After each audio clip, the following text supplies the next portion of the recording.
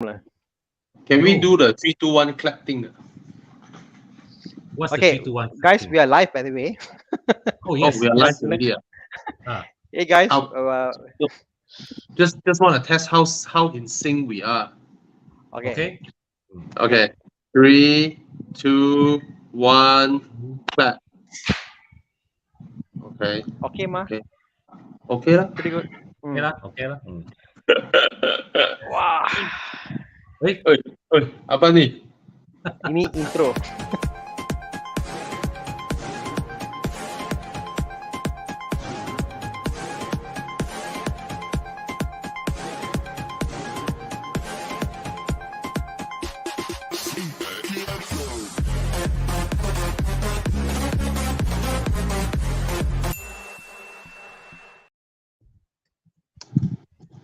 Hey guys, Happy New Year. Hello. Happy New Year. Happy New Year. Yeah. Happy New Year. Happy New Year, Happy New Year, Happy New Year. Yes, what a Happy New Year indeed, lah. It's Yeah, it's man. amazing. Last time I saw you, Bobby, was in Thailand, and Yep. that was Wow. it. Haven't seen you since then. I was away Yeah, for the man. weekend drives and stuff. So yeah, it's been a while, man. Yeah. Every weekend I got harassed. When's the next live show coming? So we've been away for a while. Yeah. My God. But honestly, I miss it. I miss doing it. I'm so glad. Yeah. I can miss it. Been almost a month, huh? Yeah, man. Yeah, man. Yeah, man. Let's see. I think Yeah, so. it is. It is. 12th of It is. December. Yes, correct. It's been a month. Yeah. Yeah. Yeah. The longest break ever. Yeah, man. Yeah, man. Happy New Year to everybody. Happy New Year. Mm. This is interesting. We got a person here, Atisha. Atisha says, I'm only 18 and I registered our 958 for Evo Club. Can't wait to meet you guys for morning drives and future enduro. Ooh. That's the way to go, man. That's the way. 958 is the second gen Cayenne, right? Yes, I believe so. Right. First gen is 957, right? Yep. Hey, Takan, the current one is 959.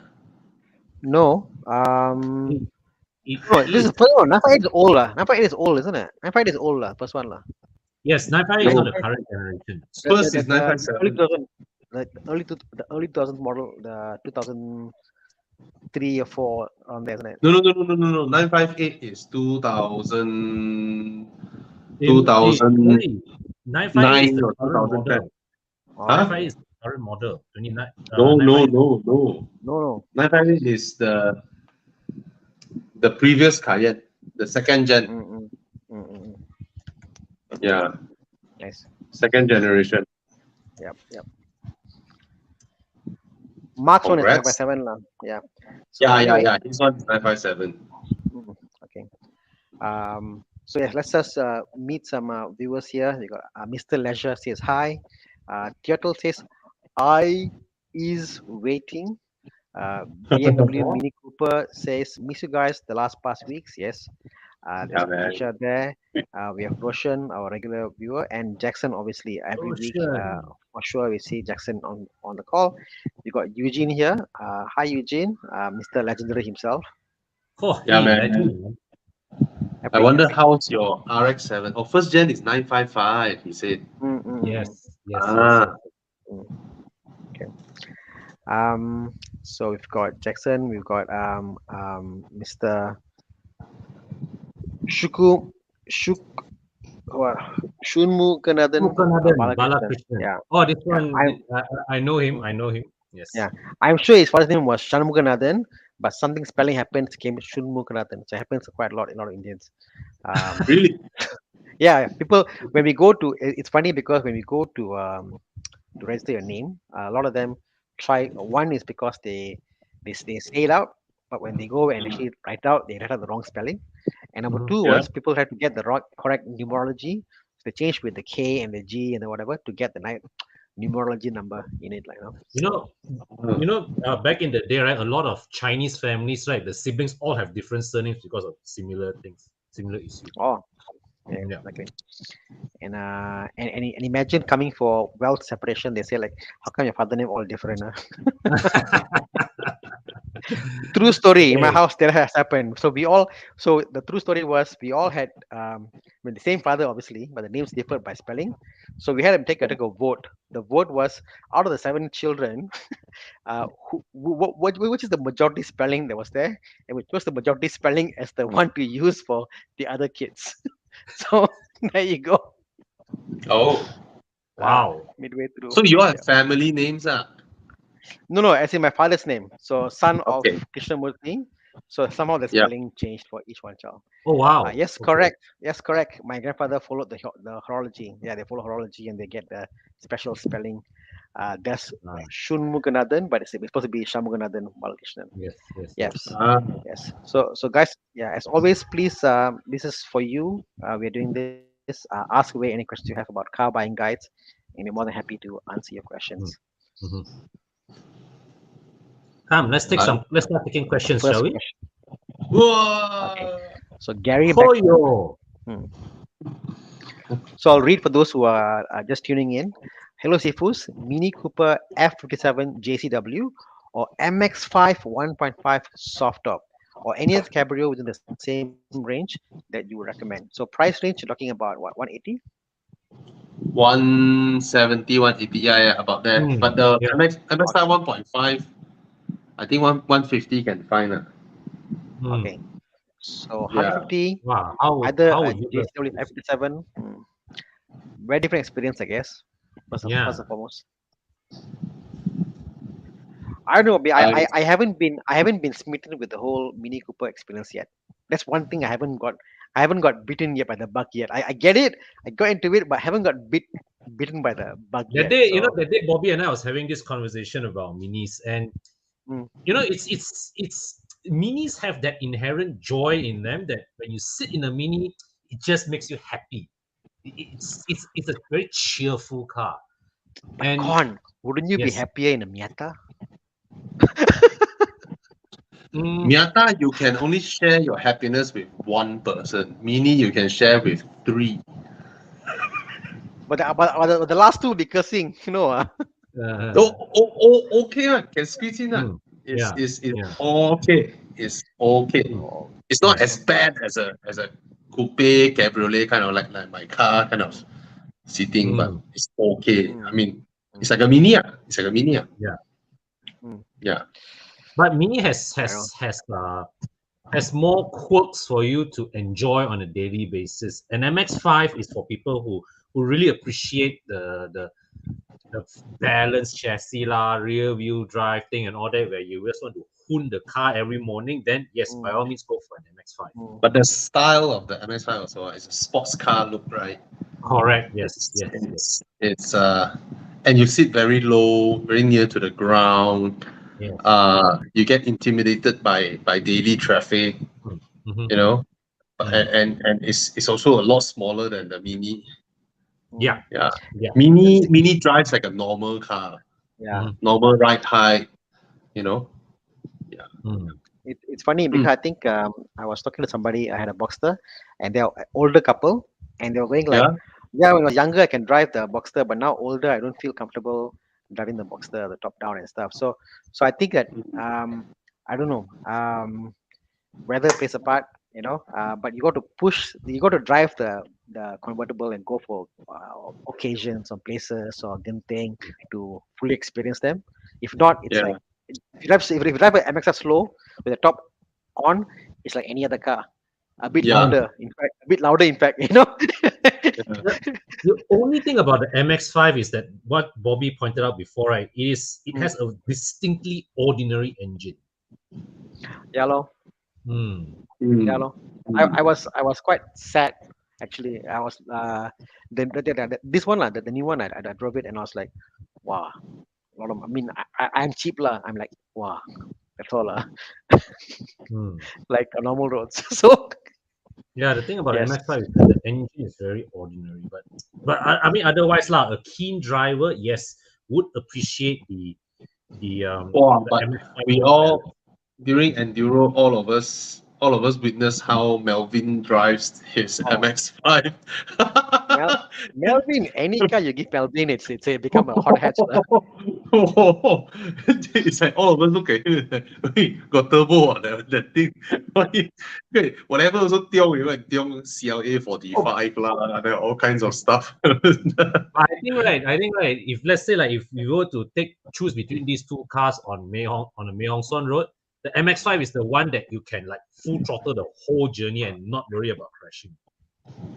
Yeah, it's nice. It's nice. So, Gary, if you don't need the rear seats in the Mini, then by all means. But if your wife or girlfriend who sits next to you, next to the in San Francisco or Golden Gate Bridge, yeah, if she likes the Mini more, happy wife, happy life.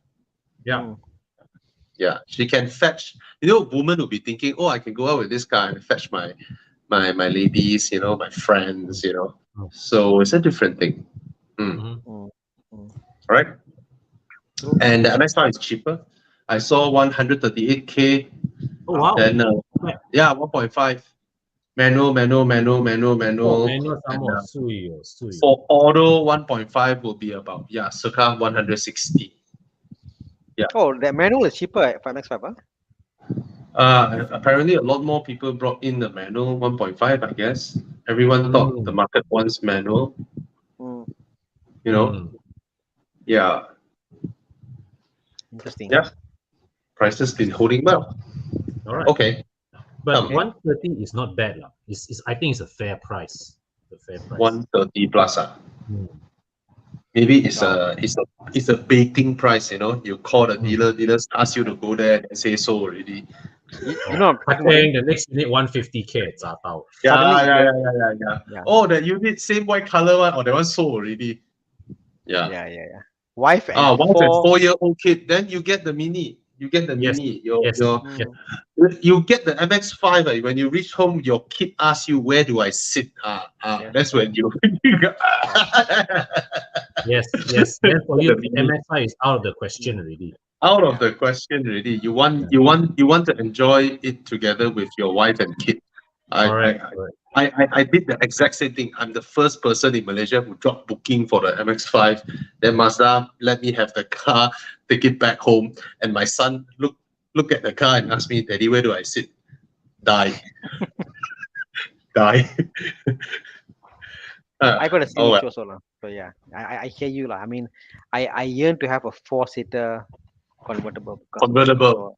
Yeah. Right. If you got families, get a 4-seater convertible, Right, like you bring your wife in the Boxster, your daughter will be like, "Daddy, can I come?" At least one child, So like, I got 3 kids, but at least one child. I can't bring my one child. So yeah, you need to get a 911 convertible. But as an option, any other category will call it. I mean, I guess the 4 series, 6 series are there at 180K range with loan.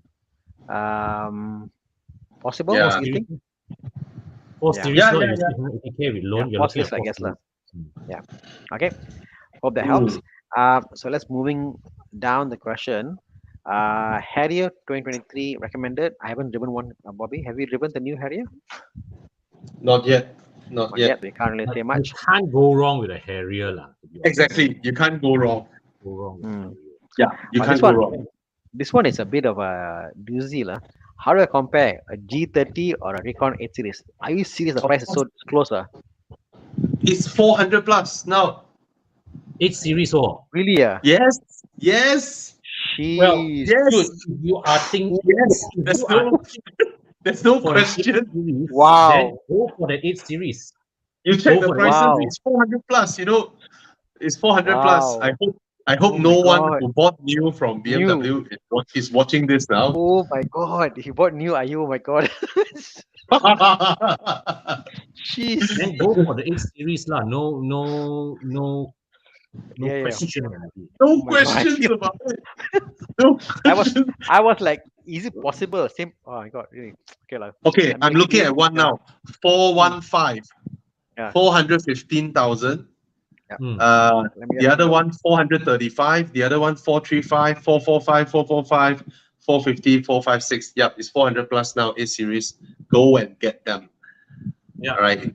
This car at 400 plus is brilliant. Yeah. For this price, for this car. Yeah. All right. I mean, we have said we have not been compliment. I mean, I have issues with the 8 Series, but at 400 grand, you cannot argue against the value proposition. Oh, the And then, day I saw one on the road from the rear, the profile, Hmm. is so much more hunkered down and wide bodied compared to mine. Yes. Yes. Very Yes. hunkered down. It has Yes. that you know. Yeah. Mm, Actually, it mm. still looks like a 6 to 800K car. Yeah, it still looks like a okay. 800K car. Yeah, Wow, yeah. Grand Coupe also 435. Regardless, you see, the thing is this, guys. You have to know that the moment a new car goes into like first or second year, you know the recon boys will bring in, and the recon boys, right? It's not like, oh, UK they buy at this price, they bring into Malaysia, they mark it up to 800. They won't, because they want to compete, they want to sell, they have a certain Correct. margin, right? Mm, They sell, then they buy the next car. So mm, when they are able to get stocks at this kind of price, right? Of course they're gonna sell you at this kind of price, Correct. and yeah. and that will drive down the whole market value of new cars that were bought from BMW in Malaysia, Mhm. and the whole resale value will come crumbling down. So it's yeah. So if you bought 2 years ago, you depreciated 600,000. Mm, madness. Fuck it. Yeah. I'll Use say it first gen. In Sean Connery's voice. Shuck it. Shock it. Shock it. Shuck it. Tersangat suck it. Calvin Chu asked, used first gen Macan or a brand new GLA 35?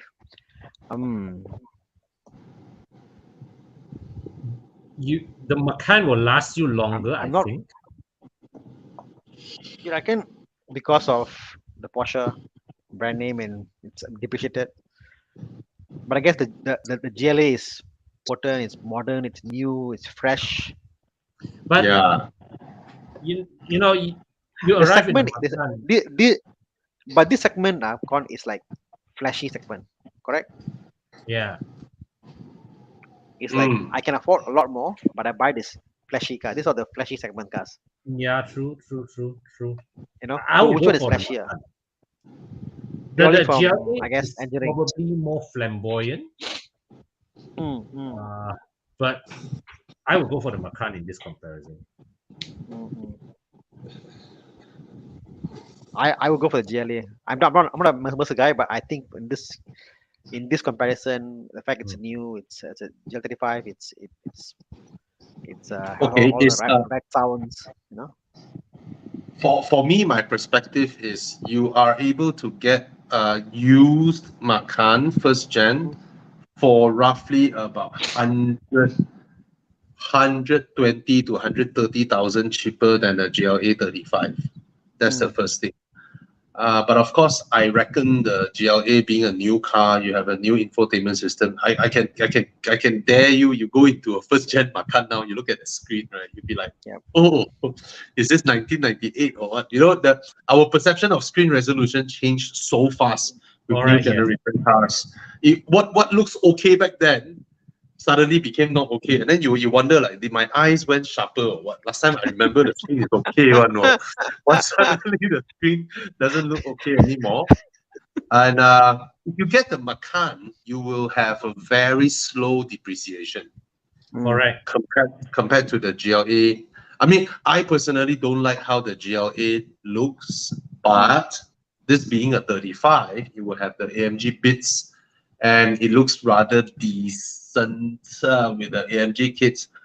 And then I reckon the interior seats, everything will be will be slightly more spacious than the Macan. Macan is pretty tight back there. mm.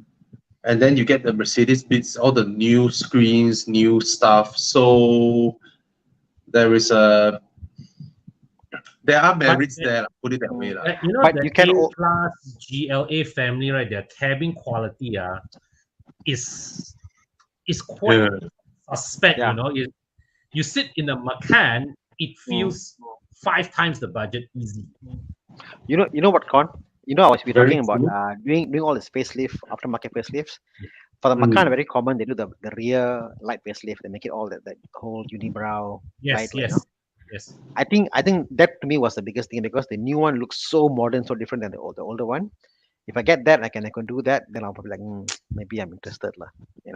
Because Mm. the look it feels a bit dated. The older Macan, it just feels like a normal. The shape is like a normal SUV, like a normal SUV. Oh yeah, The actually form the factor. facelift change. What change. what what do you mean, Tana? You say that the Because the whole rear, set of new things are.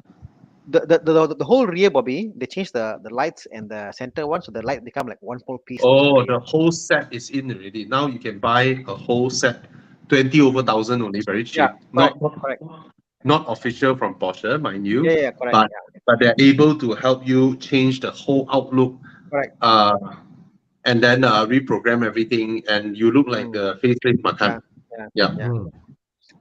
I normally don't do it, but I think in this case for the Macan, if I bought one, I would think I might do it lah.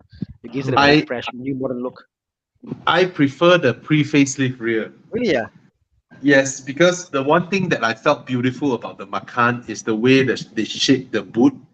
Correct. You know, the boot lid, the beautiful boot lid, like a butt like that, like a naked butt like that, then with the Porsche Mm. logo emblazoned there, and then the lights Mm, on the sides. I kind of Yeah. like that. And then when they mm, did the unibrow thing, yeah, it, it takes that away. Like you cut over the beautiful butt.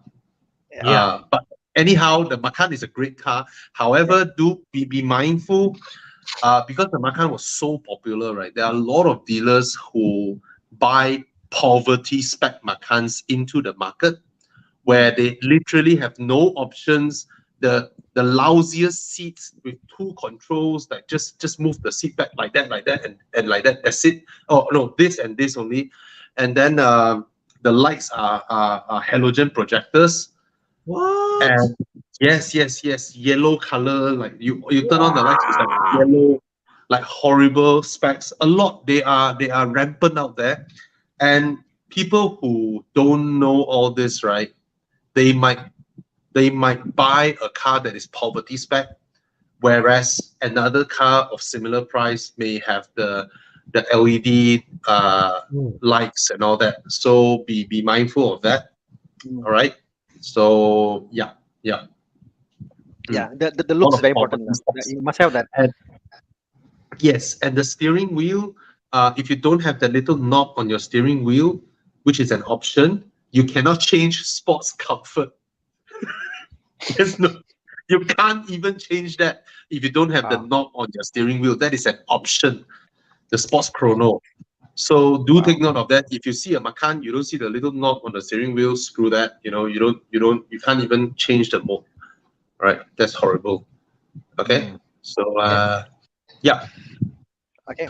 Um, Eng Wei Jian says, "Hi guys, I'm currently looking for a Beetle. Should I get 1.2 or 1.4 TSI?"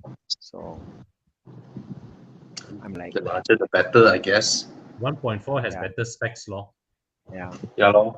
Yeah, lor. yeah. You can get a Polo, 2.0 is even better. it's basically a Polo engine or a Golf Six non-GTI engine. engine. Yeah. So Mm. yeah. Wong says for doing sales and always drive to Pahang area. 2012 BMW 320D. I like 209 Lexus IS 250. Want to enjoy the ride, but worry about reliability. My man. Just go with the car you like because they are both Yeah, reliable. yeah. 2009 Lexus. Oh, IS 250. Yeah. Hmm. 2012 320D is E90 or F. Both. 2012 was the changeover year, so it can be either. Changeover year don't have diesel so soon, right? No, that No, time when they the one he they put was here available. should be the E90, right? Because I look at his budget versus a 2009 Lexus IS 250. Hmm. Is this supposed to be a E90? Cannot be a F30 ma, But because the same, Yes, IS 250. but same Hmm? engine account, isn't it? It's the N47. yes, same engine, Same but engine. Yeah. the CBU F30 320Ds are very kosong spec one. Very kosong Really, yeah. spec. Very kosong spec. Oh, the seat is flat Isn't it? This is the one. Very kosong spec. It doesn't. It's spec like the 316i. The luxury line lah. They will call it. It's not even. There's no line. You know, it's just a 320D, the most kosong of kosong spec. The only the only thing they give is like they give you xenon headlights now. This is the luxury that you get. Wow. Yeah. So Yeah. but price wise, right? IS 250 versus 320D. Don't be surprised, and F30 is similar price. No lah, no lah. IS 250 not so high price lah, 50K only lah. Okay. Oh, Yeah. okay, So okay. so F30 212 will be about there lah. Same price what? Isn't it? Huh? 50K what? No, F30 where got F30. 50K, bro? F30 No 320, way. F30 diesel. Non-diesel. No way. F30 so cheap, man. No lah, I see. Oh, Manual engine. okay. SC Wong, can you? Oh, F30. Then buy F30. F30. He mentioned already F30. Buy F30. Buy F30. Yeah. F30. Buy F30. No challenge here.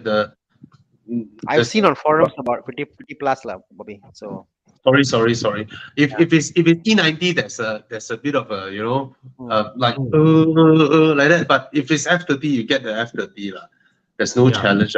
F30, the interior room, right, is like the GS of this current generation. Yeah. 2009 GS. It's so spacious. It's more spacious than the GS. Actually, Lexus of the era, right? Their interior packaging is very poor. Lousy. I think I don't know how they do their size benchmarking. Maybe they when they benchmark the IS during development, right? They were benchmarking against what E46. That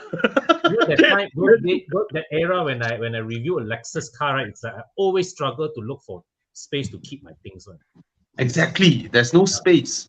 Yeah. So if it's the F30, then you get the F30 lah. No worries. And everyone knows how to fix F30. Yeah. So Mr. Leisure says 740 Li or A8. So a BM 7 Series or a A8. Tak nak loan. Budget 70-80K. Sekarang tengah guna Alza je. Kerja biasa. Boleh maintain sebab kerja secondary. Buat kerja saya rasa macam Grab and Foodpanda. Wow. The same generation A8 and 7 Series that falls to 780K, I think the A8 is superior. That generation, this is against the F01. Yeah, F01 definitely lah. This is the F02 lah, the 7 Li. Yes. Yeah. This is the turbo, Bobby. Kon? Yeah. This is the turbo 3.0. N54. The N55. Yeah. The Audi at this price, you cannot get the 3-liter TFSI. But at the A8 did not have a smaller engine than the 3-liter TFSI also. Don't have. Tapi Mr. Leisure, I want to tell you, I think I've been dealing with this cars lah. I find the Audi is a bit more reliable than the 7 Series lah. My thought lah. Really? I've been buying and selling this car for me, and I find that the level of knowledge you need to maintain and do this car, it will come up lah every other day. Like, oh, another thing happened. Okay, fine. Okay, another thing. Oh, okay. It's like the 7 Series. The 7 Series, the F01. The F02 lah, yeah, F02. F02 lah. I find nice. the A8. I think that A8 build quality is superb. The A8 build quality is so good. Everything is just built properly. It's crazy. This generation 7 Series interior feels like a 5, exactly like a 5 Series. I don't see anything upgraded one. Whereas the A8, right, is significantly better interior than the A6. So I would go for the A8 lah. Lights in front for the 7 Series and the A8 looks better, Bobby. The front lights. Yeah, but I don't think the A8 is more fuel. The 3-liter TFSI is not more fuel efficient than the N55. N55 is really efficient, really. Yes. Yeah, lor. But I will go for the A8 lah.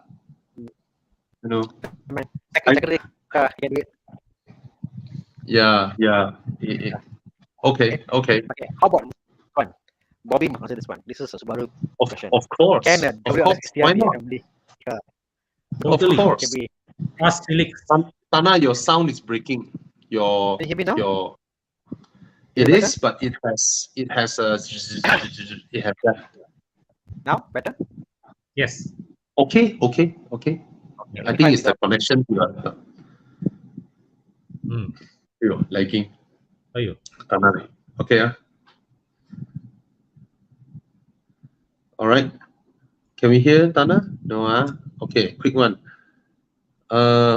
Would it punch a hole in my wallet just to maintain it? Wouldn't lah. But an A4 is a better buy, I think.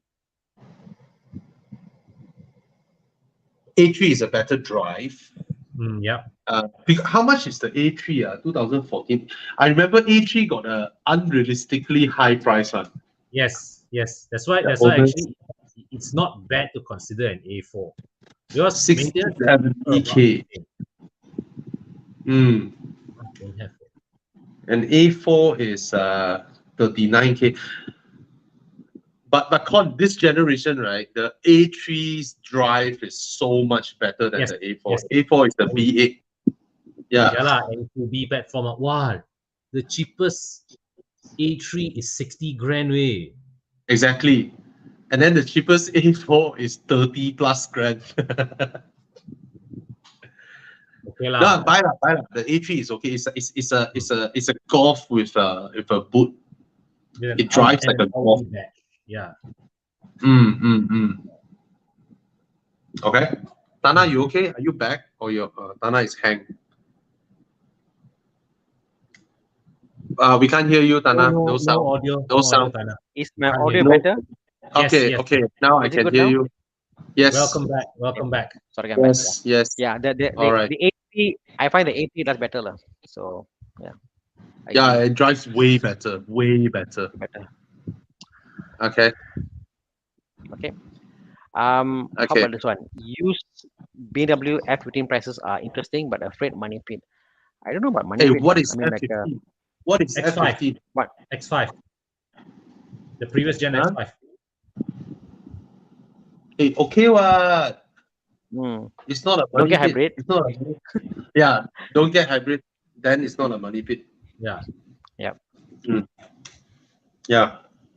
Okay. What can go wrong? That's all. The S session. That's about it, lah. The SS, which you can fix again. Other than that, all same thing, with the BM, same old stuff. Yeah, lor. Much to Just worry don't about. get the hybrid. Yeah. Okay. Okay, So what Ruma else? undervalued says yes. Rex Of STR can be a family course. car. Of Definitely. course. Okay. Felix brought the WRX STI manual all the way to Mei Hong Son, and during the Bangkok jam with the wife and all that. Okay, lah. Okay. I want to see how many of us agree on the same answer for this one. And Andre Ng asked, Myvi 2018 0.3 480 automatic or new Ativa? I buy Myvi lah. My V, I'll get my V. Okay. Maybe lor. Hey, don't like that, Okay. Andre. Don't kacau us with Ativa. The meme now is heavy on Ativa. So Ativa, Yeah. people are tuning them, and apparently it can go up to 180 km. Wow, can overtake any car. So Mr. Shafi, wow, this one is check up. R129 SL300 as a student car was the first car after graduation. Wow, epic, man. Good for If you, you can man. afford this, go for it, man. Yeah, if you have the time to take the downtime, searching parts, fixing the roof and all that, then go for it lah. It's damn cool lah. You'll be the coolest after graduation guy lah. Bobby, you should say what call that in your life, Tana, how many cars will you own? And you say like, 7 to 8 cars is the max car you buy because of the loan and all that stuff. I got a new one, Bobby. I think 1 to 2 car is the max you'll go for a classic car restoration or project car you own in your life. Like in your lifetime, I think we only have energy, a normal person, to go through 1 or 2 cars, like a classic car. Are you sure about that, Anna? I mean, a normal person lah. There are some people who are phenomenal and they do it, But a normal person, like a R129 or even like old Porsche or whatever, it takes a lot of effort. Mm. But Yes. if you can do it earlier and go through it, the experience is very rewarding. I think go for it. Correct. It's a very great experience to go through it. So Yeah. go for it, man. Hmm. But it is a car that you'll be able to. Mm, Uh, it's a car that has a following globally. mm, So I don't think there's a worry in sourcing parts. mm. Correct. Uh, yeah, just that. Hey, go for it, man. It's damn cool. This car is Yeah, damn it's cool. cool lah. Go for it. Go for it. No Yeah, question. yeah, No yeah, question. yeah. Mm. Okay. Okay. So we got Adrian, next one, asking a question. IS250, XC20, what's XC20? XC20 Or is I don't F, know. HP's car. pardon? Huh? HP's car. Oh, Oh, oh, oh, oh, oh, okay, oh. okay. Hmm. Or F30 318i. Uh, F30, but get another engine. Don't get 318i. yeah, Okay. Yeah. yeah, like that. Hmm. Okay. I Save like the money, next buy the question. I like the next Oh, question. Yeah. Yeah. Yeah. Nash Daniel. Hey, all, what are your thoughts on which car you'd pick for the best choice? 350,000 cash, weekend and colorless car. A C63S, Porsche 911, Toyota Supra Mark IV, or any other suggestion? 350 I'll pick the cash. Supra out first. I'll pick the Supra out first. Yeah. And 350k cash. I guess Well, for me, there's that. if it's a cash purchase, should you buy a Hmm. car you can buy on a loan? Exactly. You shouldn't. Exactly. So only option here should be cars that you can't buy under a loan. But You know, the fact that he can, you can, but Hmm. yeah, because you can, you should. right? You should flex. Like if you have a 400k car and you bought Hmm. under Yeah. loan, or you bought the cash, no one will know. But you bought a 400k car that you can only buy through cash, people will know. Wow, this guy got money. He bought a car 400k cash. That's a Yeah. flex lah. You know. So why you buy a 400k car? Why you buy a BM5 series when you can buy, like an older car and like, wow, you got Yeah. cash, man. Can So you get a C63S for 350k? I Can have no idea what the price is. Let's just see. Yeah, lor. Okay, there's one at 400. Hmm. Oh, cannot. 340, 350, 370. All right, they've Hmm. come down to Hmm. this value. Porsche, there's are there any 991s? Well, if this guy has the appetite for it, this morning I shared that 911 Targa asking for 400 lah, but can make a 350k offer. The 964, is it? Hmm.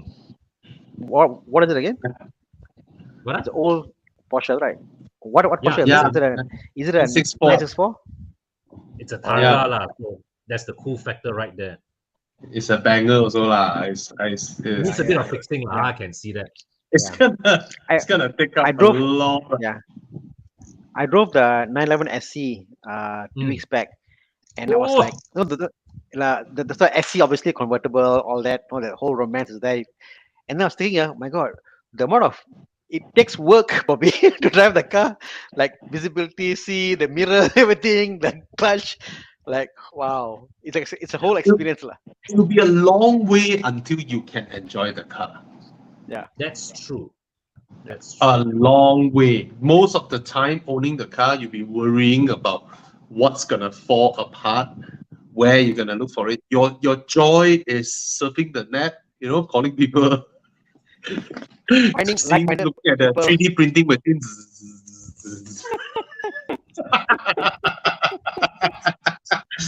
That's what you're gonna spend on. So Yeah. yeah. Yeah, I mean, I've brought people through this kind of process. I know it's a very demanding task. It's a very demanding. Oh yes. Right. Or you can get these prices are so high now. 997 turbo. Cash buy now. What 997 can you get? 997 turbo. If it's a cash buy, it's a 997 turbo. But only the you can get a 0.1 later. No, you can go to a 0.2 and try your best to I don't know, man. 0.2 can or I not. doubt. no lah, Bobby. Yeah, the I've seen prices like have gone through the 450. roof, lah. The Yeah, point, yeah. they really jacked up the price already, yeah. Yeah. Mm, So, yeah, lah, 0.1 only, lah. mm, But still, it's okay, lah. it's good. It's fast. Uyo. Uyo. The fact is buying cash to retain the value of the cash. I think the 97.1 turbo is a good choice to buy, lah, because the prices will not depreciate the whole. I mean, put it this way, better. lah. There are quite a number of 997 Turbo 0.1 for sale now. Surprisingly, like 10 units almost, or 8 units. Okay. All right, and there is a 0.1 Turbo Cabrio, white color, listing at 430. I mean, if you have 350k cash in hand, if I have 350k cash in hand, I will call this fella, go to him, 430, 350 cash here. You know, I'll do the deal now. You don't have to wait anymore. Yeah. Wow. Turbo Cabrio. Nothing Yes, like putting bro. money down Yes, on the bro. table. Thana, I remember one guy posted this thing, and he made a small schedule. How many 997 turbos Cabrio was sold? Actually, quite a few. Not a lot. No, there are only very few made in the world. Thana, just to let you know, your sound is a little bit breaking. You have to check your connection. But I send you the link now of that white color. It's whether you want to show Nash Daniel, up to you. Maybe you want to go for it yourself. Uh,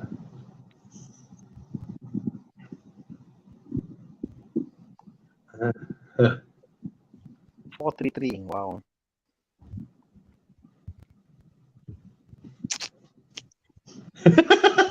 Thana. Anna is like, how many E36s do I sell to get there? No number of details I sell will be enough to cover. But yeah, I think Porsche is a good buy, Mesh. It gives you a lot of things. In fact, to one, you know, you have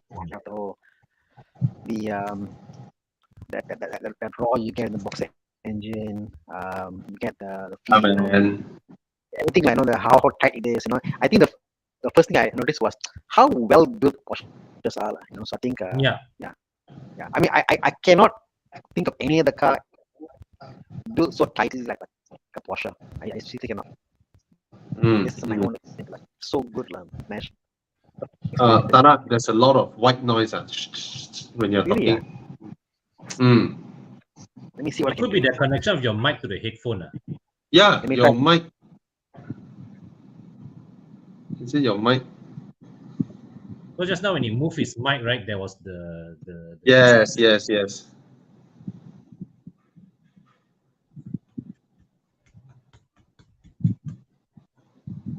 No sound. Nothing, Tana. We will respond when we can. Sorry? Is that better now? Yeah. Yeah. Got echo, but okay. Got echo. Alamak. It's okay. It's better than the white noise. It's better than the white noise. Okay, sure. Seriously. Sorry about that. Okay. It's I'm okay. in a new room. I set up the room for my kids to study, so that's why nothing is here. Okay, moving on. We've got Nathan Koik.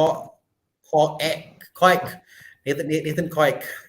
Hello, European friends. My friend is interested in a 350Z VQ version. What is the VQ version? A second It's car. just the Any thoughts? engine. The engine, lah. Oh, okay. I have no inputs for this, and it's not him buying; it's his friend. So, I don't know. I have no advice.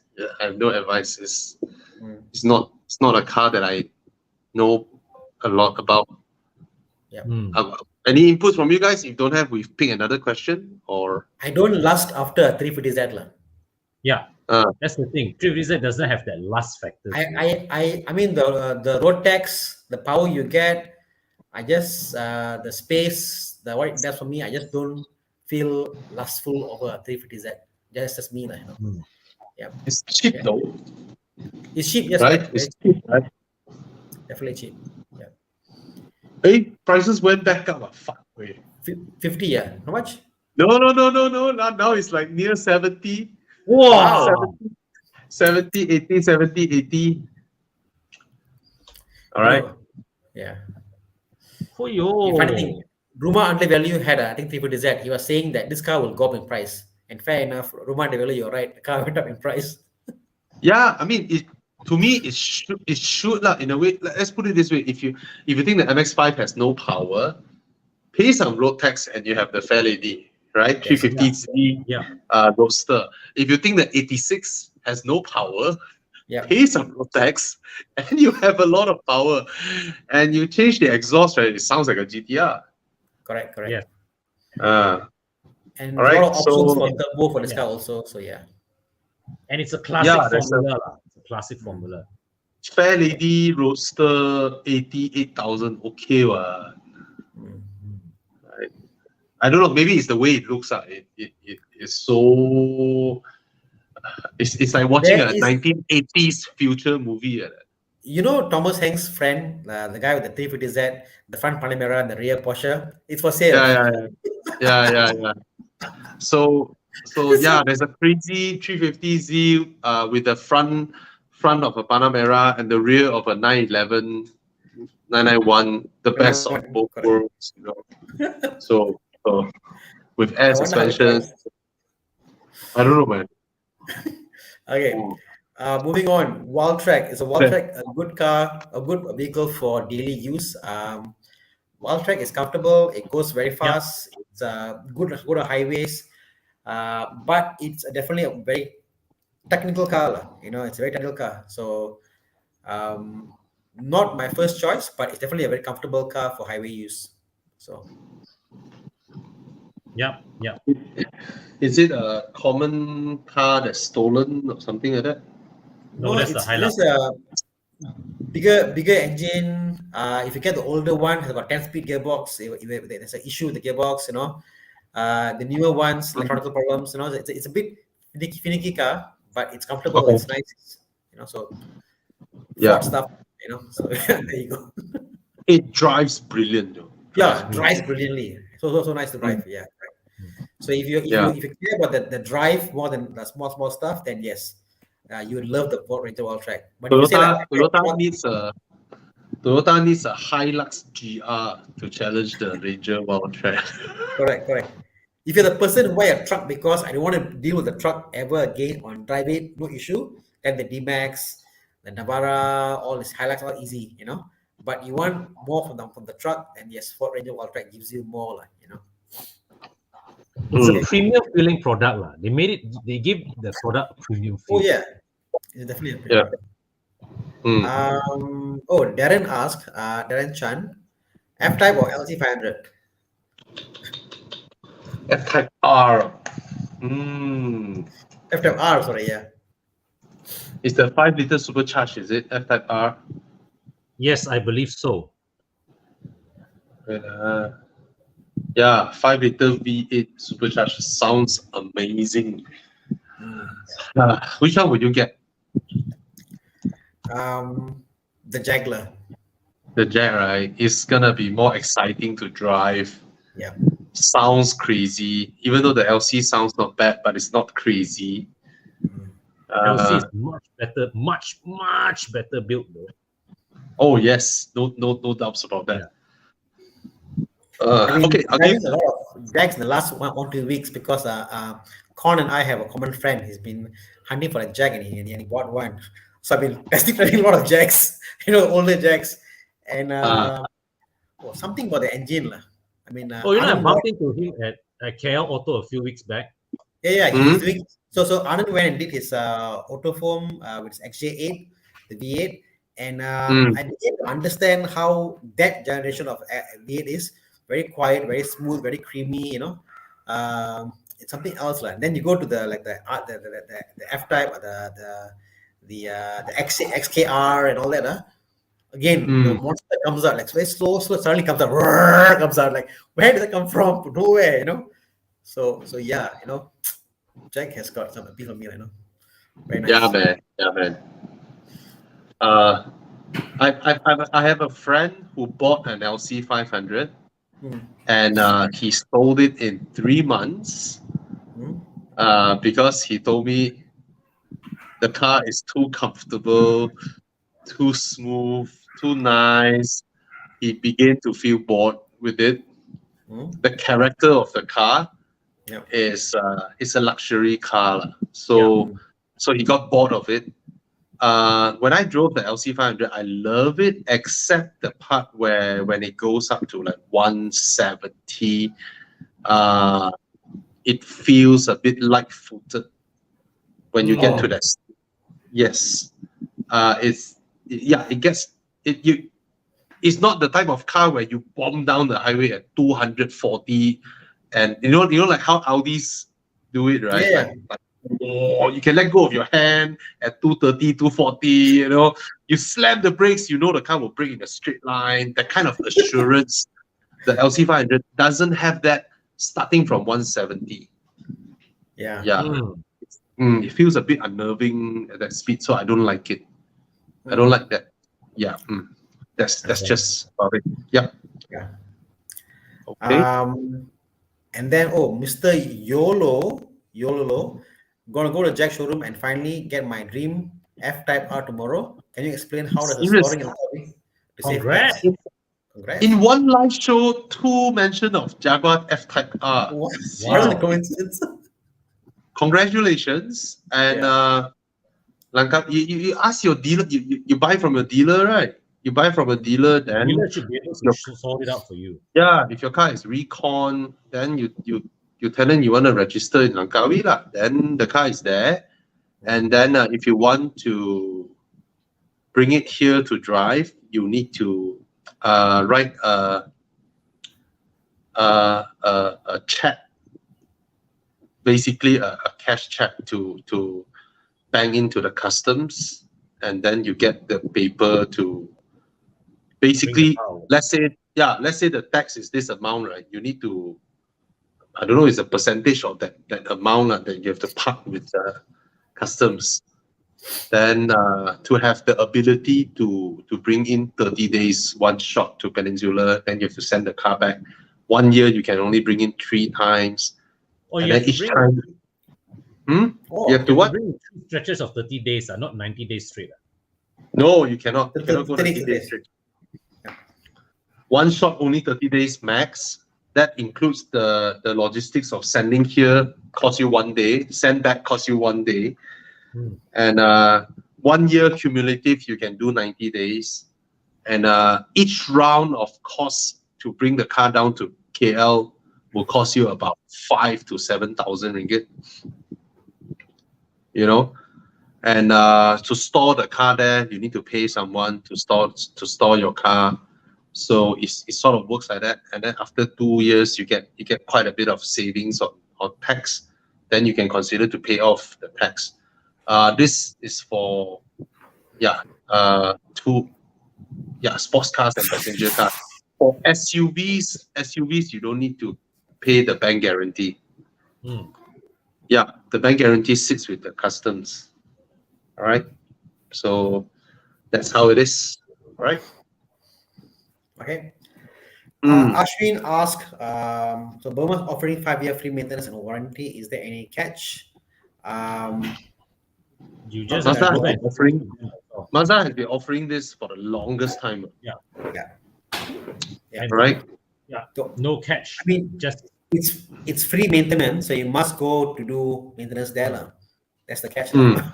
but they don't cover tires. They don't cover batteries. Yeah lah. Which is fair. Wiper blades. Wear and tear, you shouldn't even consider it under warranty lah. To be honest, wear and tear. Surprisingly, Right. shocks are covered. Yes. No. Yeah, you have to cover something, right? Yeah. Correct. I know Yeah. battery lah. Because my mother's DX5 had to change 2 batteries already. Oh, the batteries are not. Of course, the batteries are not covered lah, right? Yeah. But Mazda Yeah, yeah. batteries, they wear out fast. They Mazda wear out their batteries real fast. Isn't that the case with all Japanese cars? Yeah. No, but Almost. The Mazda fact, one somehow just feels faster. Just feels like 1 year the battery's I don't fully. know. I don't know. Con. I think I haven't known any It's Japanese 1 year, car. Con. It's 1 year. Yeah. Japanese Con. cars. All my Japanese cars I own before the past, It's 1 year 1 year. is good. 18 months is like great. It is Yeah. going to die already. 18 months Mm. short will die. That's it. All Japanese cars. Con, Continuous, 5 years. yeah, we forgot about changing battery, with Continental cars. We totally Yeah. forgot about this, because it only happens like 5 years once. Hmm. Yeah. Yeah, A lot of them sell the car before that. They're like, oh, back of battery. Yeah, where's the battery? Oh, in the bag. Oh, now I know. exactly. Exactly. We don't even know where the battery A lot is, of right? Audi owners, they ask, where's Mm. the battery? Kind of like BM battery in the side, isn't it? Audi batteries Yes. are all in the boot, way inside, open the panel up, Mm. So like they don't know where the battery is. So there you go. Mercedes Yeah. still put the batteries in the engine bay though. Yeah. Even the new ones? Yes, but it's shielded lah. It's shielded in above the strut tower, behind the strut tower, and there's a Oh, metal wall that separates the. There's a Yeah. wall that I still, separates the engine and the battery. yeah, I don't know why lah. I mean, there's a reason why it should be in the back. I don't know. batteries should be in the boot lah. Put it that Yeah. way lah. Yeah. I mean, basically as far away from the engine as possible lah. Yeah. Right. Both my cars are in the boot. My Aston, it sits under the rear seats. Mm. Yeah. Okay. Alright. So, Bobby, if your child 18 years old is going to college, what would you buy? A 4x4, sedan, or SUV?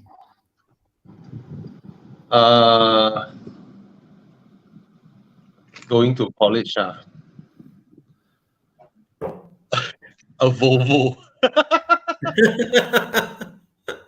It's either he breaks down, doesn't move, or in an accident, he's gonna be the one that comes home lah. 18-year-old, right, is where, oh, today my friend accident. Oh, tomorrow another friend accident. Oh, the day another friend accident. That's the age where a lot of them have accidents. So if you can get them a safe car, if their car broke down, it's a good thing. They get to learn something, right? So an old Volvo, an S60, very cheap price, Yeah. and it has brilliant safety stuff. Get him an old Volvo. It doesn't need to be very old. The previous gen S60 already has adaptive cruise control. All right. Yes. Yeah. So get him an S60. It costs 30-something thousand for a 1.6. Oh. 2013 is not an old car. 2013 is a very recent car. All right. Very safe. Still can And get loan. yeah, it costs you next to nothing. You still can get loan 2013. All right. 30,000, 1.6, not super fast, but rapid enough. Yeah. Yeah, get him a Volvo Yeah. for youngsters. Yeah. Okay. Agreed. Muhammad Hairullah asks, hey guys, fresh graduate looking around to buy my first car, good to drive and fuel efficient. Right now I'm considering a Myvi or Saga. Can I know what you guys think? Suzuki Swift. Sorry, I'll go Suzuki Swift. 2015 Suzuki Swift, your first car, 30K. I feel your first car should not be a new car. Yes. Should be a used car. Yeah, Correct. anybody out there, your first car shouldn't be a used car. You must learn the cars and something which you bring memories with, something Yes. that's fun, right? Maybe a Saga Okay. doesn't bring memories. Yeah, for me, Suzuki Swift. Okay. Okay. The Civic, the new Civic, current Civic, turbo or hybrid? He wants to avoid the turbo because of CVT. What say you? You should avoid the hybrid because of the complications.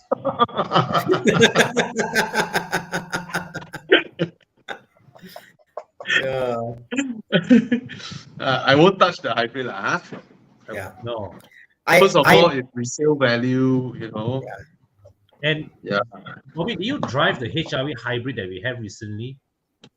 No, I was away when you guys had the car.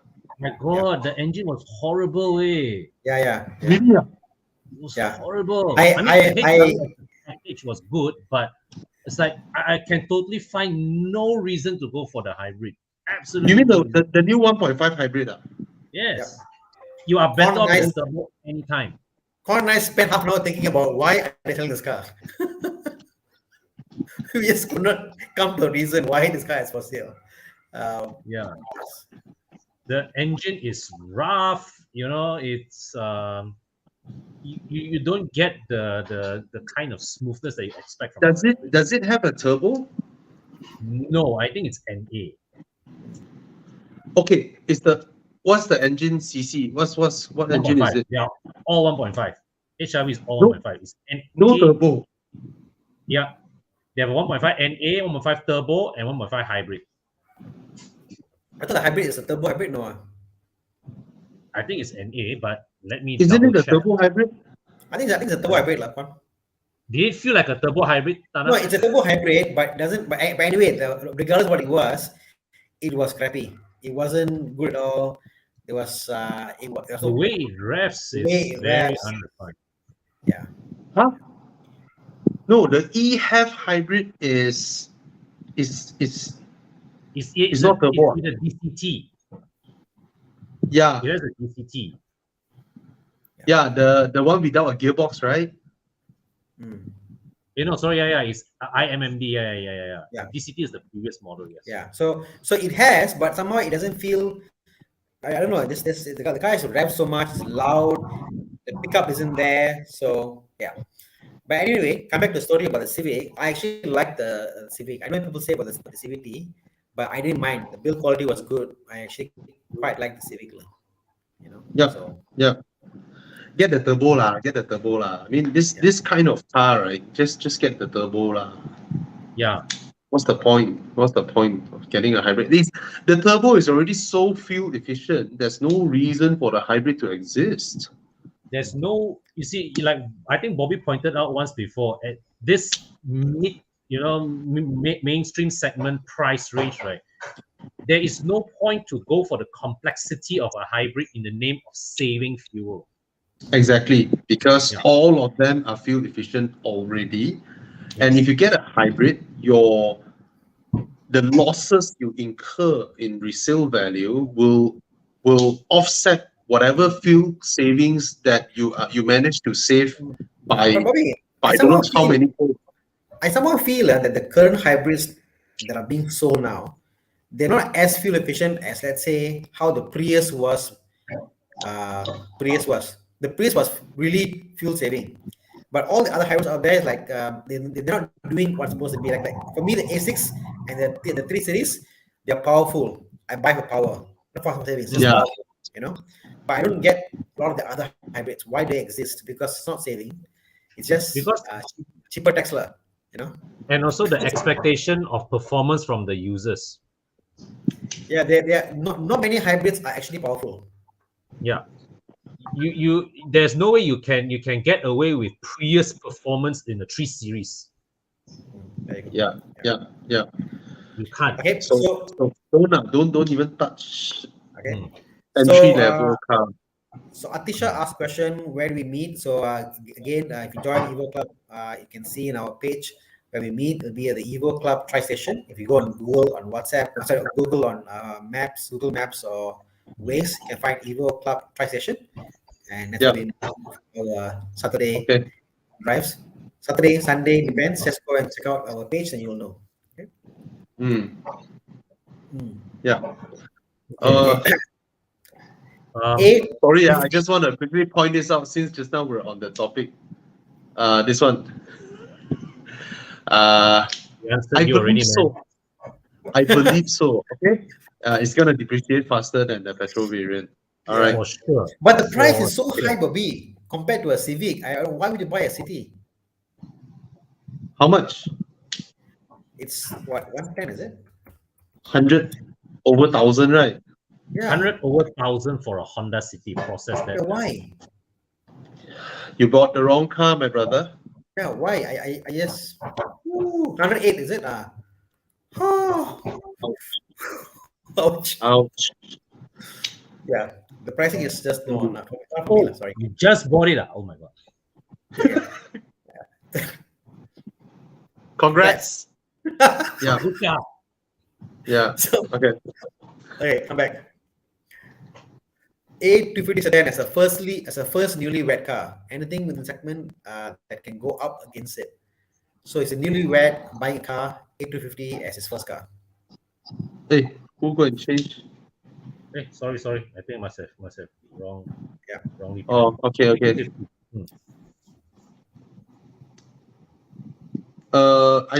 think it's very clearly that most consumers, after looking at the A250 sedan, and then they look at the BMW 218, they buy the 218, right?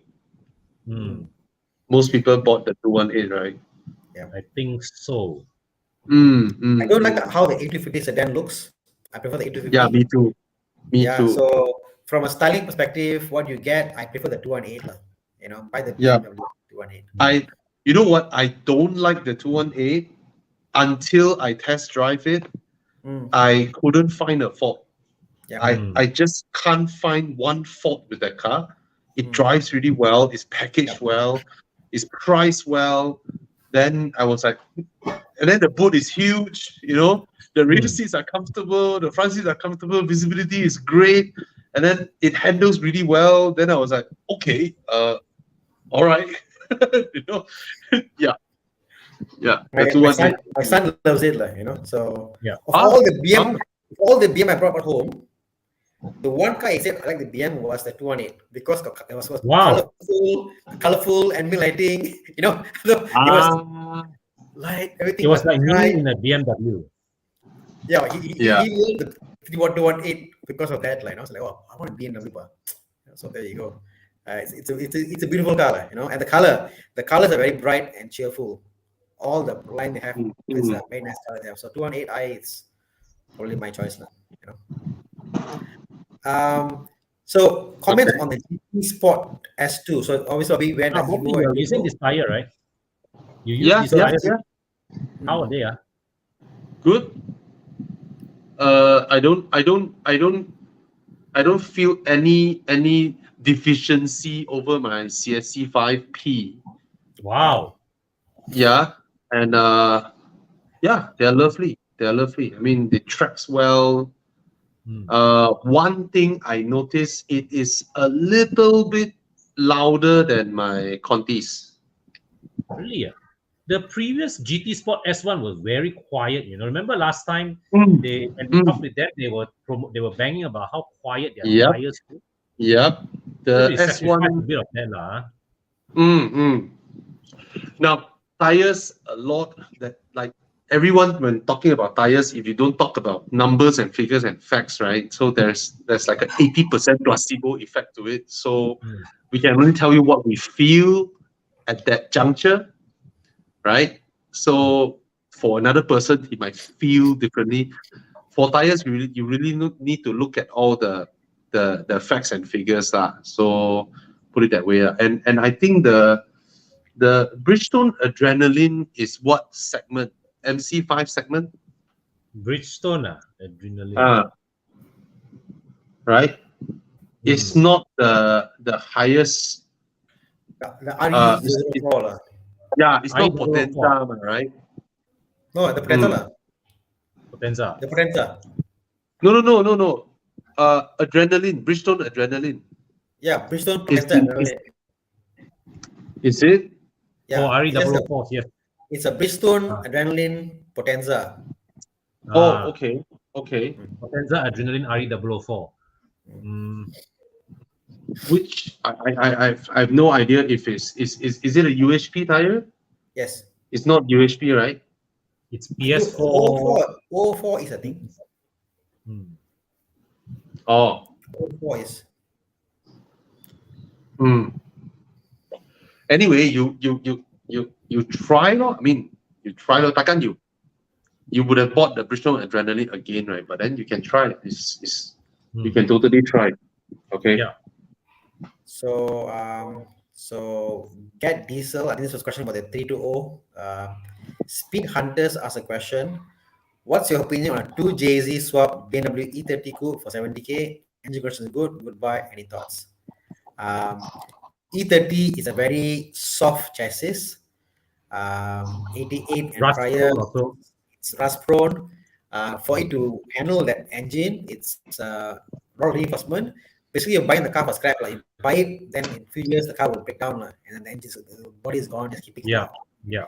Yeah. And people who buy E30 coupe, you want to buy it and sell it back again.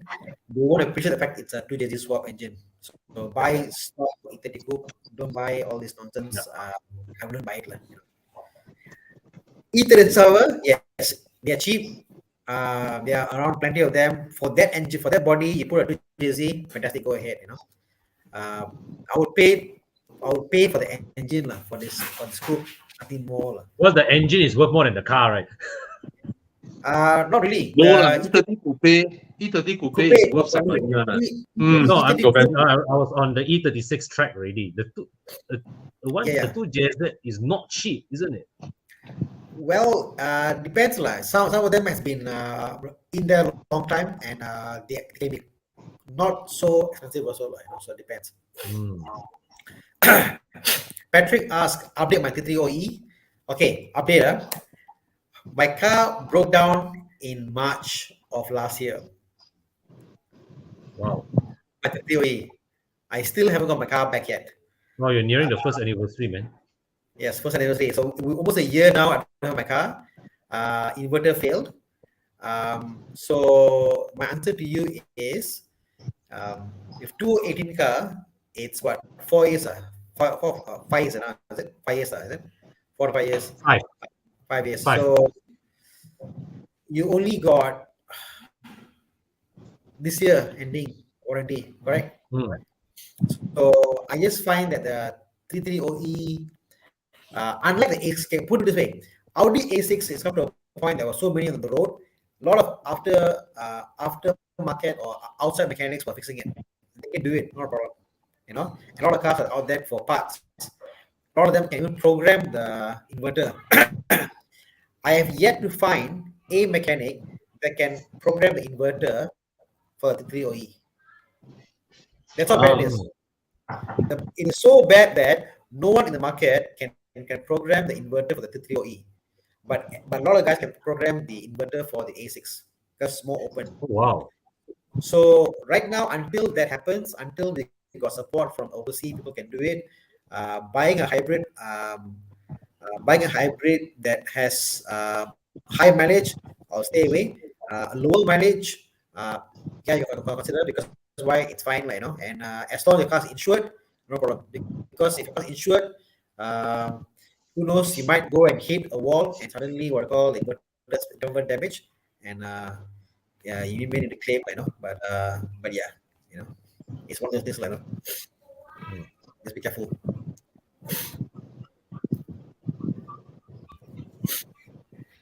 Kon, Tiguan all day long for me, man.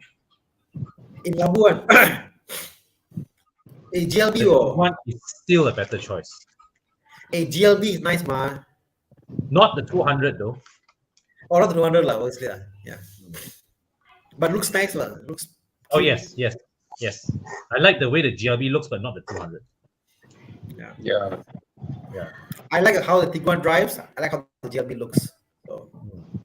Yes, that's fair. But the GLB doesn't drive horrible also. It doesn't. It's not bad. It's not bad. It's not bad. It's a smaller car, right? It is a narrower car. It's narrower than the Tiguan for sure. It's narrower. It's smaller than the Tiguan. The whole lineage of Mercedes, all the sedans look around, hatchback all the Western, but the GLB is the one car that is like unique, standalone, own design. So for that, I say I had some of the Mercedes, it's like a very unique design, Yes. Like as unique as the AMG GT is, that's how Yeah. unique a GLB is by itself. So There's I know that classic old-fashioned boxy SUV look. yeah, great design. Yeah. Okay, apa lagi? We got Jack Pay here. X-Drive 45E Or hybrid or GLE 450 for a core family.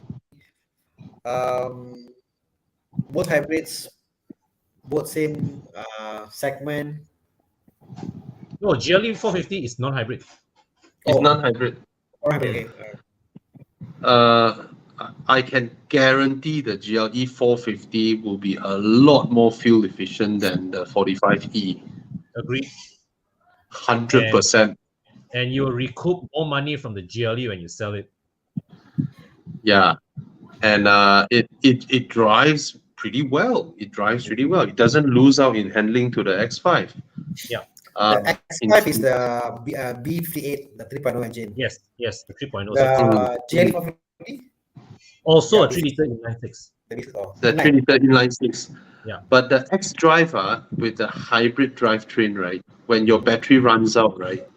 It wallops petrol like mad. Oh yeah, you're right. I remember that now. It wallops petrol like crazy when your hybrid battery is out of charge.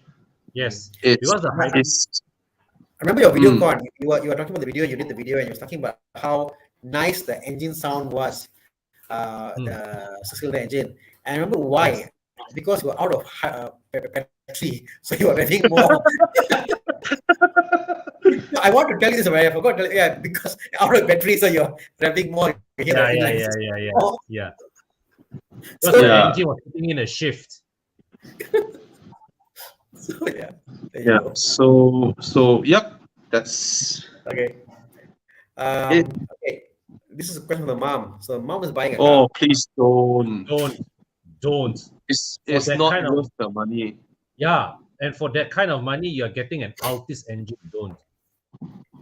No, it's not worth the money at all. It's crazy that they're selling a car close to 300 grand and giving you only 170 horsepower. It's let me see if they still list it on their website. Yeah, it does. It's They still do, listed on the but- website. You know, if you're looking for a small, stylish, compact SUV, right, a CX-30 is much better value and feels expensive too. Yeah. Yeah, it's oh my god. The basic spec one is 250,000. The high spec is 290,000. It's one of the worst value for money car out there. Correct. Mm. And I can't agree with you. I think the Mazda CX-3 or 30, what we call, 30, feels more CX-30. premium. Yeah. Drives better, more horsepower, more spacious, almost the same interior build quality. It's like, why? Yeah. I think I don't like the Lexus UI. I always hated the UI. I hated the touchpad. I don't know why they put the touchpad there. It doesn't work for me. So Mazda lah. Yeah. How about a Countryman? Wow. As another. Ask your mom, get a Countryman. My gosh, get a Countryman. My God. Just forget about this. Get a Countryman. Okay? Yeah, get a Countryman. Okay. Oh, I just noticed we are almost 1 hour behind on our question. Yeah. So Yes. no, we are exactly 35 minutes behind. So I want to jump to the latest questions, and then we'll probably go back. Okay. Yeah. So go back question. Stephen Lim asked a question. Which is faster, like which SUV more reliable, JLC or X60 or X3? Wow. How to answer the question? More or less the same lah. They all. New car, all reliable lah. Yeah, lor. Yeah. I was just telling my wife the other day we were following a XC60, right? The X3 is now in the market for like 4 years plus already, right? The X3. Yes.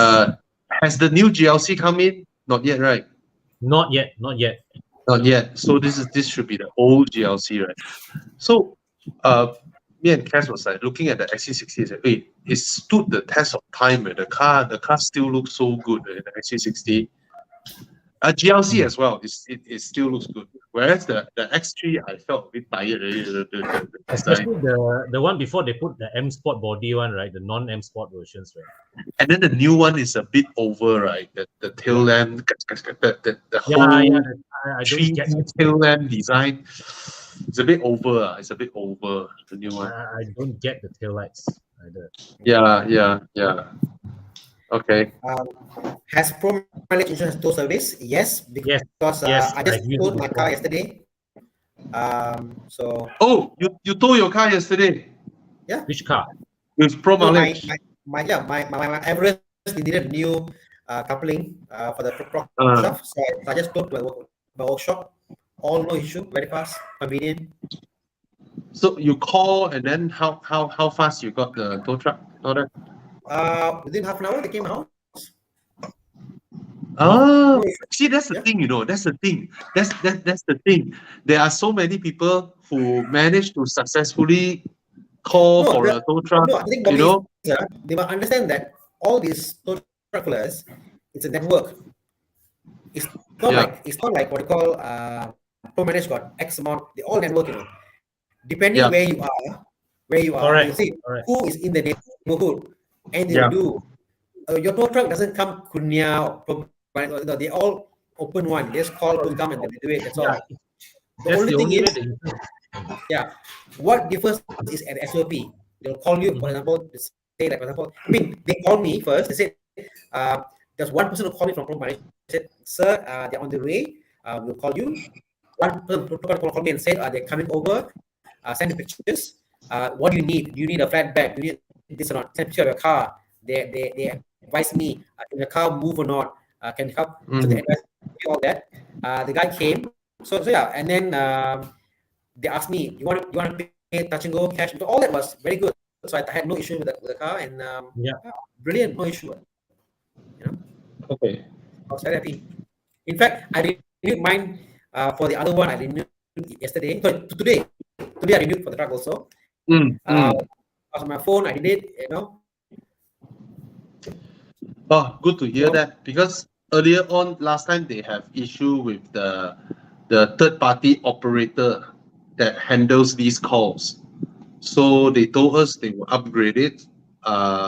Like early this year, they told us they will upgrade it. So I haven't been calling or what lah. So I experienced firsthand yesterday, and then today the same Everest. I renewed my insurance tax because it's expiring on the 23rd. I figured, okay, I better extend now itself. So yeah, it's been good, Okay, cool. All right, that's good to hear. And I saw a question up here. Please pull the trigger. Yeah, buy M340i buy. your biggest issue is whether how is the scarcity of cars for sale. There are not. Anyway, just now Chi Yang showed that. Okay. Sorry, this is the plug. So, every live show when we're doing, if you recently renew your insurance and road tax with P&O, because P&O website now you can renew your road tax. All right. If you recently renew your road tax after you buy your insurance at POI, send us PM us your receipt. So if you're watching this now, if you just within this 1 week or previous week you renewed your insurance and road tax, PM us. We will pick one winner, and then you will get your road tax free. So this week's winner is Ivan Tu Wei Ren from Congrats, Cheras. Ivan. From Cheras. His vehicle number is JNE57. You just won yourself road tax for free. P&O will pay you your road tax back, which is 880 ringgit and 70 cents. All right. What car would that So it's a Mazda 6 2.5. Alright. All right. So congratulations, you won. You won something you paid for, and then P&O will pay you back. All right. So guys, do know that you can renew your not just your insurance. I mean, you can go to Evo Club Insurance and renew your P&O insurance there, and then you can come to POI to you and renew your road tax. All right. Yeah. It's a very simple process, very straightforward, very smooth. Yeah, after you renew your road tax, you get a QR code. You can save the QR code in your phone while waiting for your sticker, your phone's QR code. If you met a roadblock by police, you can show them the QR code. All Okay. right. Yes. Yeah. So, you thought No. No. Sorry, something another that Thomas loves to joke on me. one. What? Bagaimana? Cosplay. What's play? Okay. So let's just go up the questions here. Is it Yeah. smart to upgrade from a Mustang to a MX-5 ND? It's smart if you like the MX-5 ND enough. It's something different. I mean, what are your thoughts, Thana? It's again, as Bobby said, it's about experience, lah. If I had a Mustang and I go to MX-5 MD, it's like it's different experience, nothing wrong with it. I could do a SUV or whatever car it is, different experience, like. So if you had enough Mustang, what's wrong? Nothing wrong, man. What you like?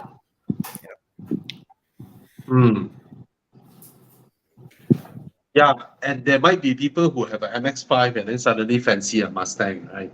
Exactly. Because people want a change after a while. So, okay lah. I mean, from a Mustang to a MX-5 ND, why not a different experience? All right, and because the MX-5 ND holds its value pretty well, you can go back to a Mustang again if you want to. You're not gonna lose money. Right? Okay. Okay. Then we have a question from Tate Movie. It says, "Hey guys, is A58 T facelift reliable car and big issues for the car? Should I go for any other coupe around 100 to 130 loan coupe?" 4 Series. you can get. A5 B8 so expensive, man. Facelift. Huh? Can get loan. No, yellow cannot be what? Because A5, B8, how many of them still qualify for loan? They got the last 2 years, right? Yeah, 2013 and all that lah. Right. 2014 also got. 2014 also got. The prices vary greatly. Can he get an S5? No. Okay. No. Yeah. 100 lah. S5 100 lah. What's the price now? Can. They called Can. Gary's car still Can. available? no longer available for sale, but no longer available for loan. Yeah. Oh. But I mean, if you've got what, I 90 see. or 100K cash, feel free to make an offer. Okay, Tate Movie, for your budget, right? You can afford the S5. So if you can afford the S5, don't go for the A5. The S5 is more reliable, more performance. You can mod it, and it has the sports differential where when you turn a corner, when your car begins to understeer out, it will transfer power to the outer wheels and push your car in, that kind of stuff in the S5. Your 130K budget loan, you can get an S5. Last year to get a loan. Yeah. Okay. Go get it. Okay. Yeah, get an Jonathan S5. says, the only person looking at the A350, a new one, considered a 125i. So obviously, Mau Jonathan, jual ke abang?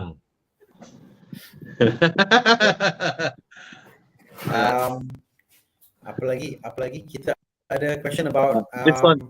Oh, sorry. right? I just want to show. The common problem with this car is that it's slow and not fuel efficient. Other than that, it's very reliable. Yeah. Yeah. It's the same engine as they use in the Fortuner, right? Yes.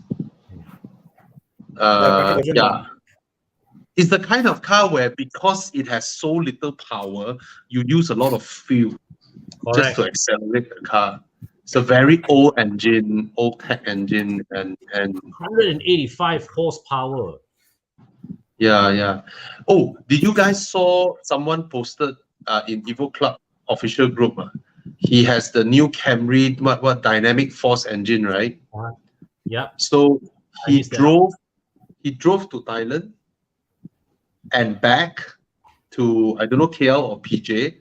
His total journey is 1,000 plus km on one tank of fuel. Wow. wow. Hoyo.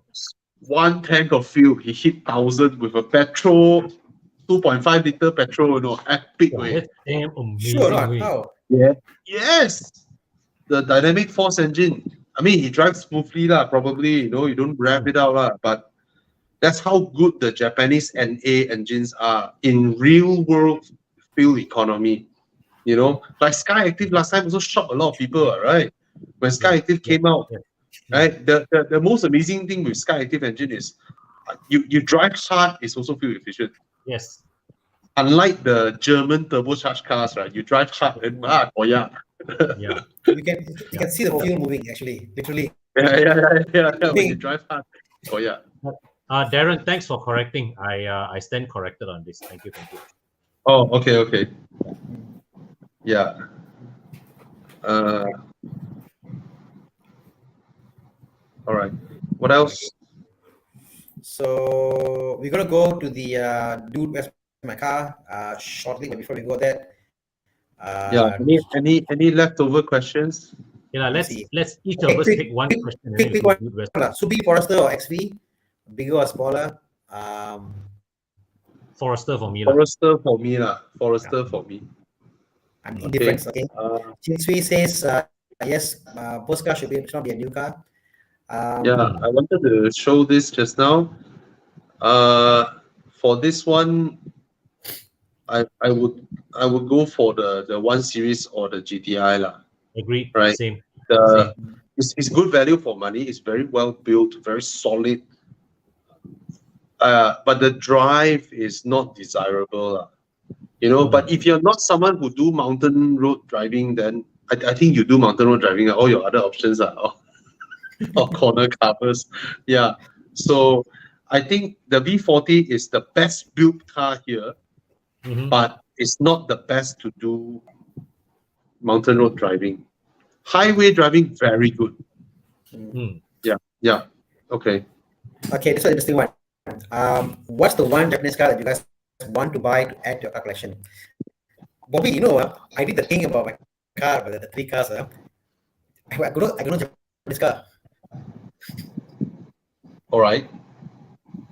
I have never had a Japanese car before in my life. I had my first car, Japanese car, obviously. But what Japanese car would you want to buy to add to your collection? I'm thinking now. Well, for me, it's the Toyota Century, probably. Oh. The most expensive Japanese car. I wouldn't mind. My favorite Japanese car is still the Subaru Legacy. Yeah. And you did buy. It's not expensive now, the car. No, it's not. But I need to.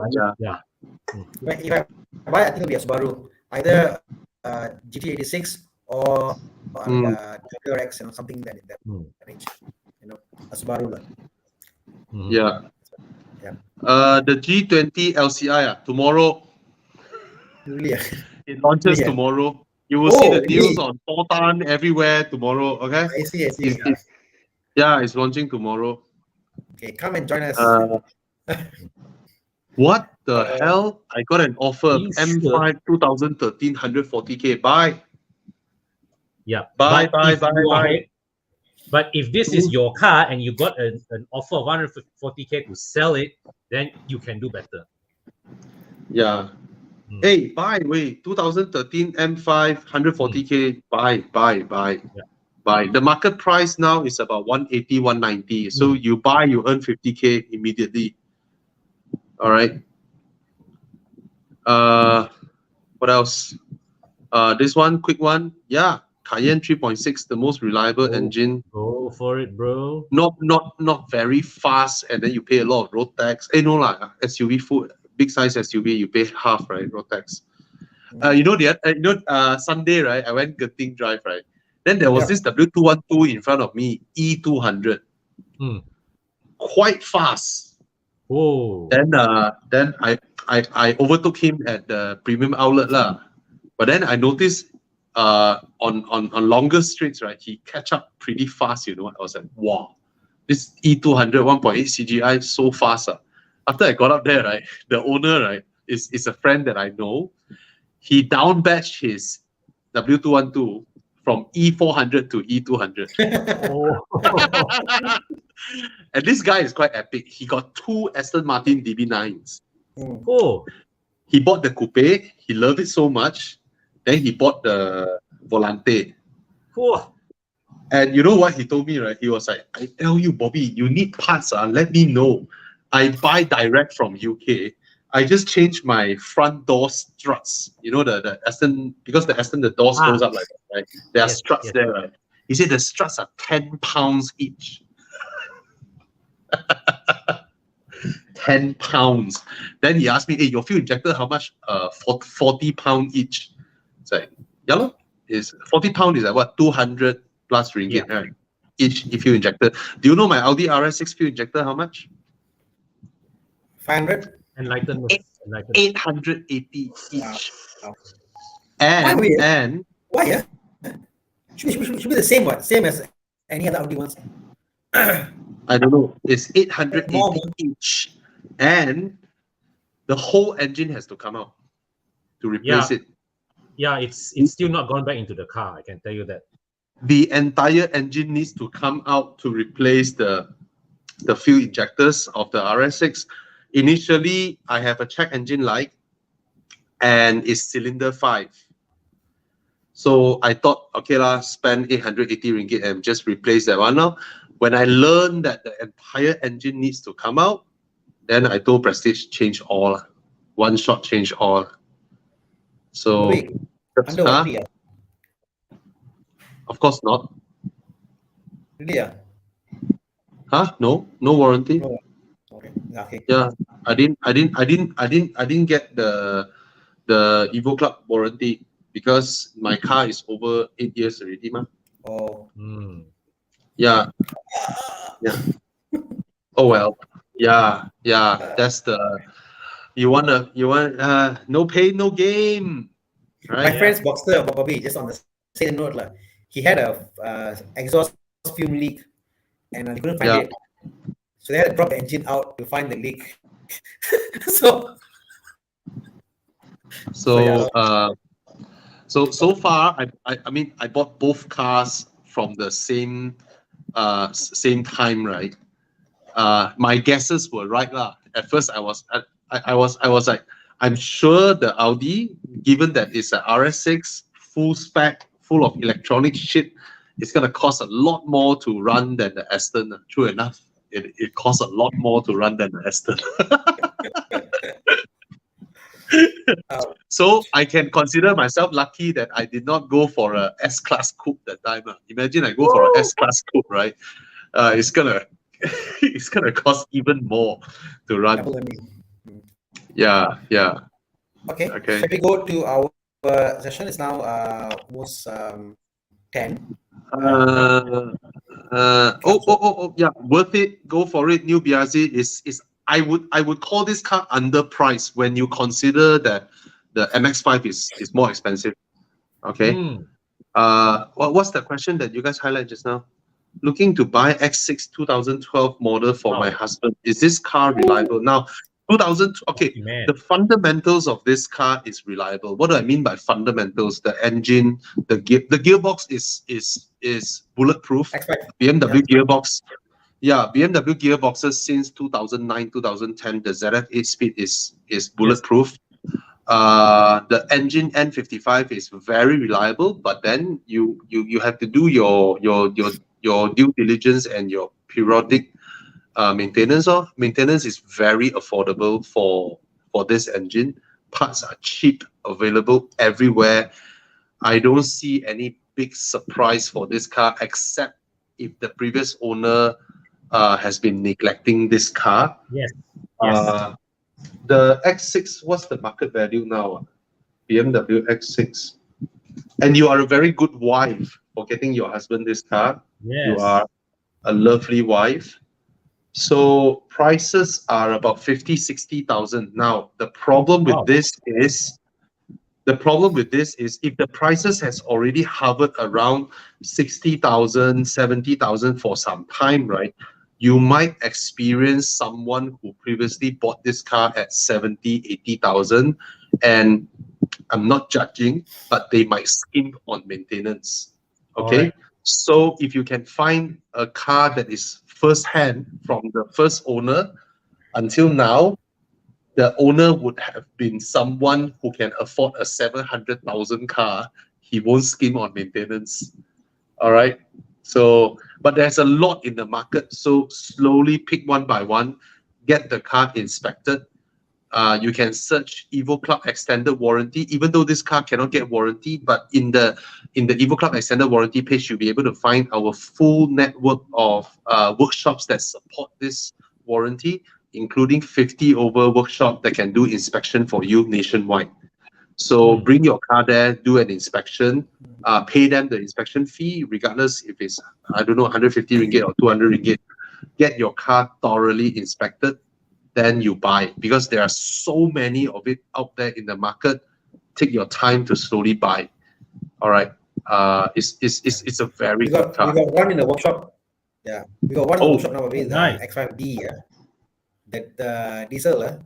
So if you Okay. want to get a diesel, just be very careful. If ask for records for injector service history, Yeah. because they are expensive to into, but the diesel is very fuel economy. It's Oh, crazy. sorry. 2012 is the facelift model, around 130,000. You can buy. You can buy straight. You found one, you can buy. 130K. A very good looking car, the facelift. All right. You can buy straight away. Sorry, I thought I was looking at the 2008 first 2009 first It's gen. Yeah. Yeah. Yeah, 2012, go ahead. Is the facelift.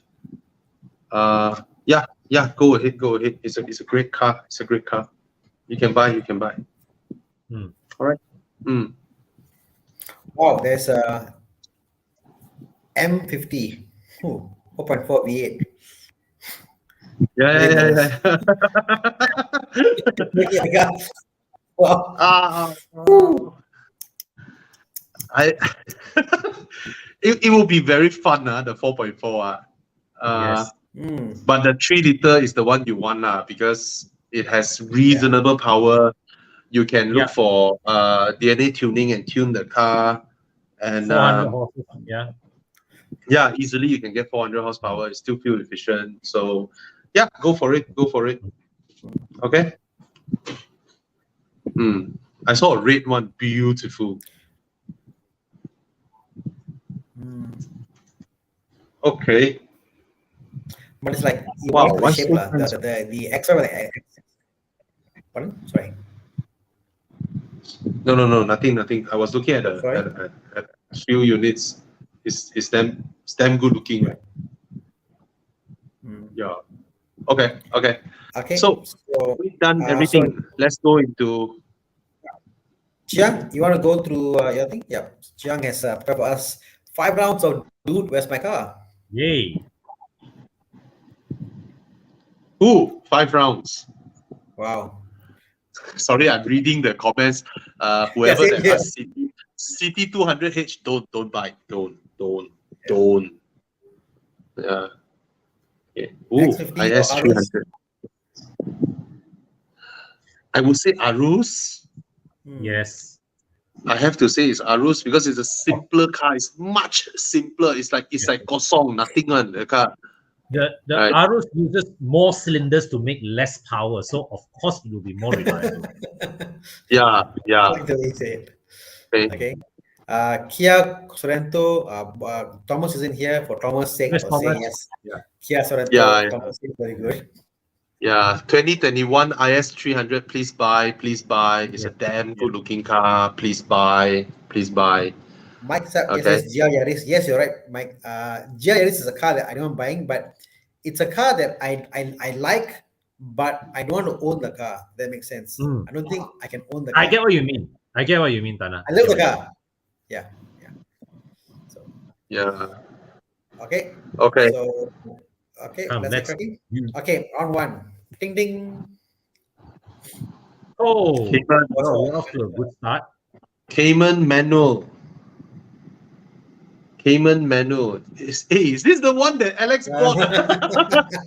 Hey, Sunday at Genting, I met the previous owner. Oh, really? Oh.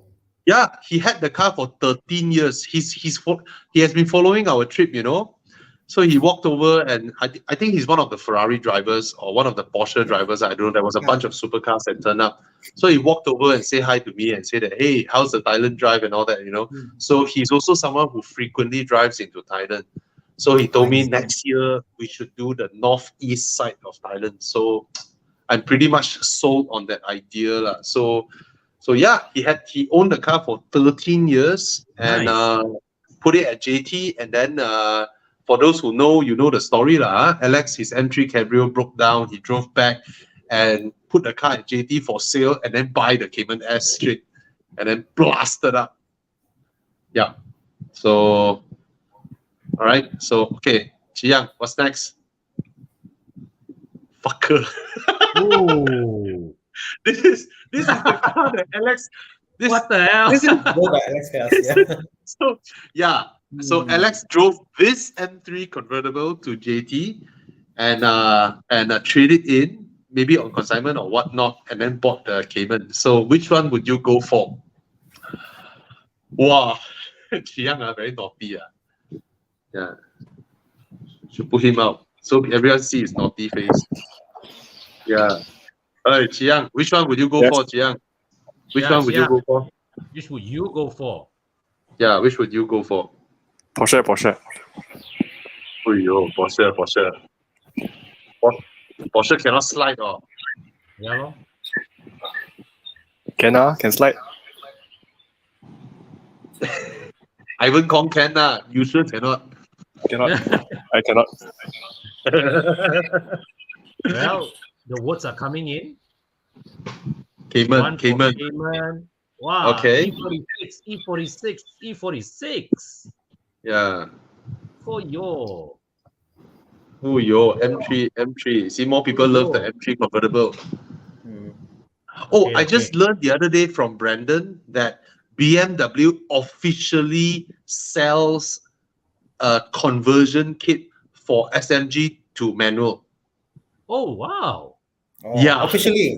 Oh. Yes. I know Yes. they're selling it. They're selling it aftermarket. Just it's an adapter. Yeah. And just, But BMW sells it officially.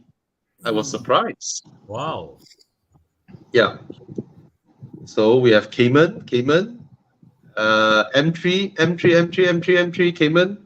Wow, more M3s than Cayman, not bad, But I would pick Thana, the M3 also. I think Thana would take Cayman. That's the thing, Bobby. I'm now very much into BMW. That's the thing. I'm very quiet now because I'm into BMW, and this M3 with the ITB, the sound it makes, the induction sound it makes, plus the fact it's convertible. The Cayman, if the Cayman was a Boxster, I like, okay, no chance lah. It's the Boxster lah, But it's a Cayman, so I still go for Cayman because I think the build quality, how it is, yeah, like the Cayman line. The M3 is nice sounding, all that stuff, but yeah, Cayman lah. Very hard Cayman probably. I love the M3, but it's You know the funny thing, it What? took Alex the longest time to find a pump for the E46 Cabrio's top, right? The M3 convertible top, right? And then he Yep. finally got it done like a few days before Enduro. Happily drove the car to Enduro, and then the car has an exhaust leak that somehow couldn't fix on that very short period of time. Then that's why he couldn't bring the car to Enduro. Yep. Yeah, smelling exhaust in the cabin the whole time. I'm getting in my inventory Bobby here. I'm getting a E46 330 convertible. Phew. Ooh, nice. Yeah. So there you go. Nice. So, All right. So, Con, which I'll one is go your choice? E46 for the engine. Pardon? Oh, okay. I'll go E46 for the engine. Yeah, the engine, Bobby. The engine, the sound it makes are brilliant, Bobby. So good. You know? Yeah. It's so That good. metal shrieking sound, right? Oh my I like it. god. How it's like Yeah. mind blowing, man. Yeah. All right. But- I'll go for the M3 as well. I'll go for the Yeah. M3. So good. Yeah. 4-seater convertible. Amazing sound. Yeah. All right. Okay. Look at the viewers. Okay. Mayap say Cayman more special. Cayman, I already got something special lah, so no need lah.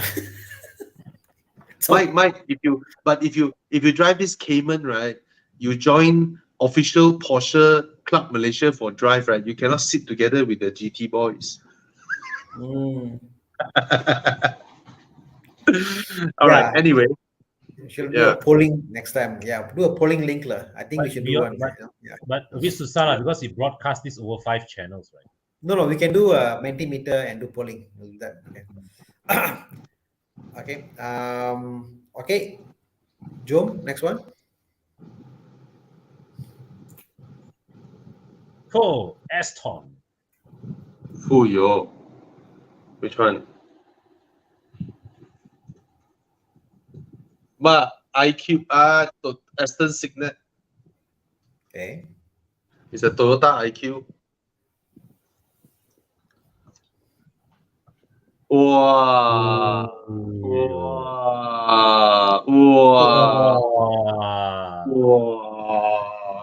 No Clear challenge answer. here, is it? No challenge lah. There's no challenge, right? Even though I fancy a Aston Martin Signet because It's only a badge. yeah, it's only a badge. How much the But badge it be? is You think? also, yeah, How much and the it's badge again? also only a Toyota. Sorry, Tana, you were How much asking. is the badge again? You're saying the badge costs X dollar for Aston Martin badge. 300K. The badge alone, No. I mean, it is because the Signet. handcrafted. I don't know. I don't know the cost of the badge, but yeah, it's because of the badge. It costs 300K more. Fiat lah. You know what's funny? Okay, What? Tana. Earlier on, right? Me and my wife I was like, I need a small car. I want a small car. This was before I bought the Fiat 127. Okay.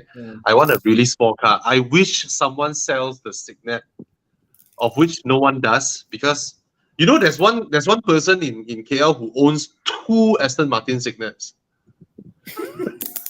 Like actual legit Signet, he owns 2. Anyway, then I saw some people selling the Toyota IQ, right? 2012 Toyota IQ for unreasonable price, like 90,000, right? Then there was another seller that sells for like 80 something, 90,000. And then at the same time, I also saw people selling the Fiat Abarth for about 80, 90,000. All right, for around the same price. Then I was like, fuck man, the above offers so much more performance.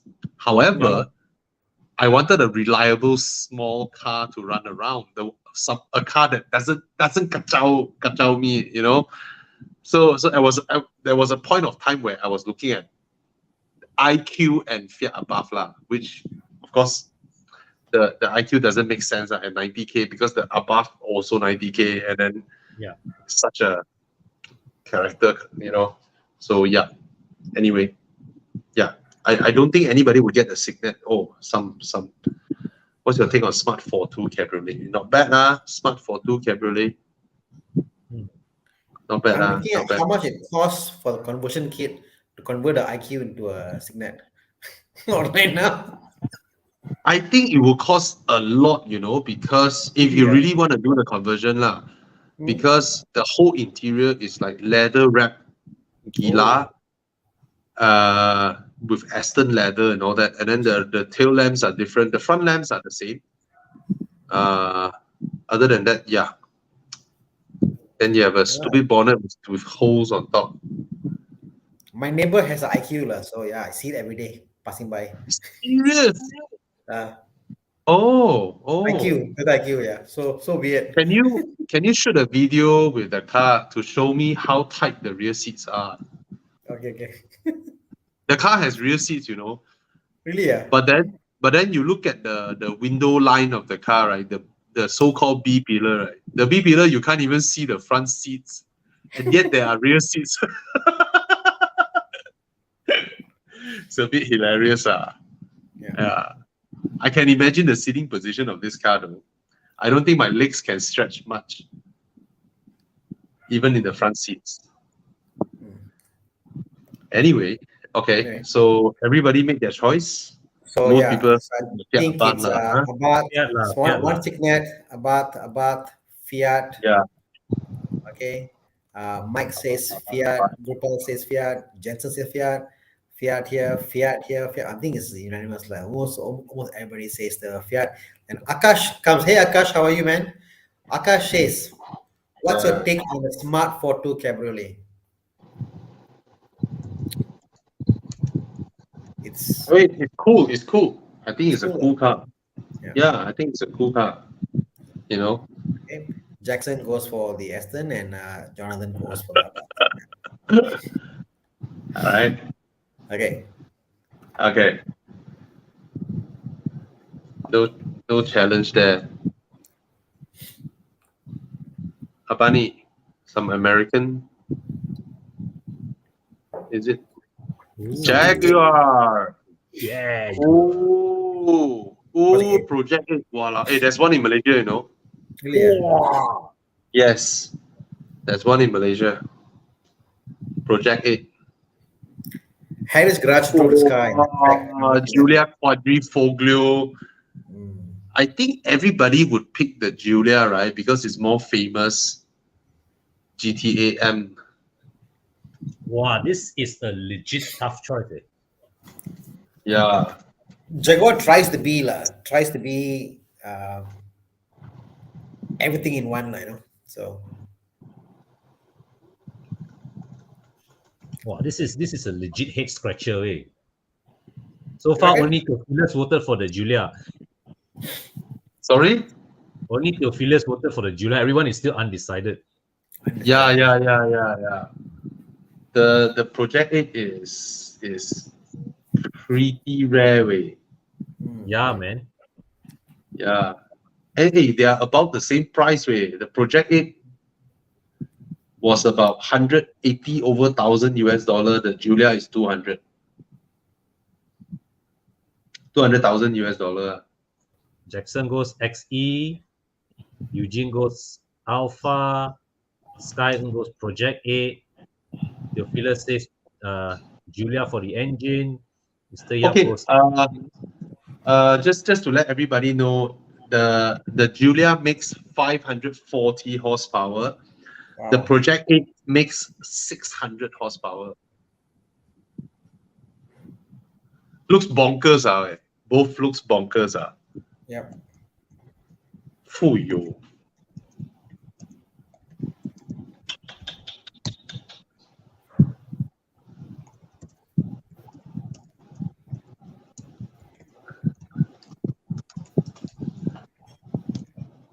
How many units of the GTA M? Oh, GTA M worldwide 500 only. The Project 8 worldwide 300 only. Wow. Only the bonnet is the same. Cannot be right. Only its hood remains unaltered. What about the doors? Maybe got some slightly different sculpting code. Or different material, right? Yeah, because if these cars definitely will be white body for sure one. So maybe they have to alter the door skin to blend with the white body. You know what's amazing? The Project 8 is listed inside Jaguar Malaysia's website. Wow. And then the thing pop up, book a test drive. I don't believe it. You should. No, then they'll roll up in the XE 2.0. Yeah. I need to screenshot this. Oh, this is epic, way. Jaguar.com.my Project 8, and then down there got book a test drive. Kenneth obviously is Alpha fan, so he's Alpha. Wong Fei Hong says the Julia butt looks nice. Mike Yap says Jaguar XC project very GTA.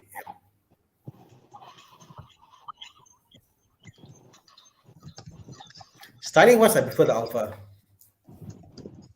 I saw the video from Harris Garage. He drove the Jaguar XC Project 8 on their test track, and bonkers. Right. I believe the XE Project 8 should sound bonkers because it's a 5-liter V8 supercharged. And we know how amazing the sound of this engine is, right? Mm-hmm. Yeah. Yo, Jaguar owner said Alpha. So sad. Jaguar owner is like, I want Alpha. The only supporter the car has no hopes already. Yeah. Lots of carbon fiber GTAM. Yeah, correct. Mm. So let's do our choices. Oh, this is difficult. Everybody quiet. Chiang damn good at today. Chiang on form way. Yeah, man. Chiang knows his shit. So Thana. I have to be me, and being me, I always pick something more of substance. I think Jaguar lah. Jaguar. It's end of the day, it's about the sound, the engineering involved, that what they went through, pushing the boundaries. Yeah, the Jaguar lah. The Jaguar for me. Yeah.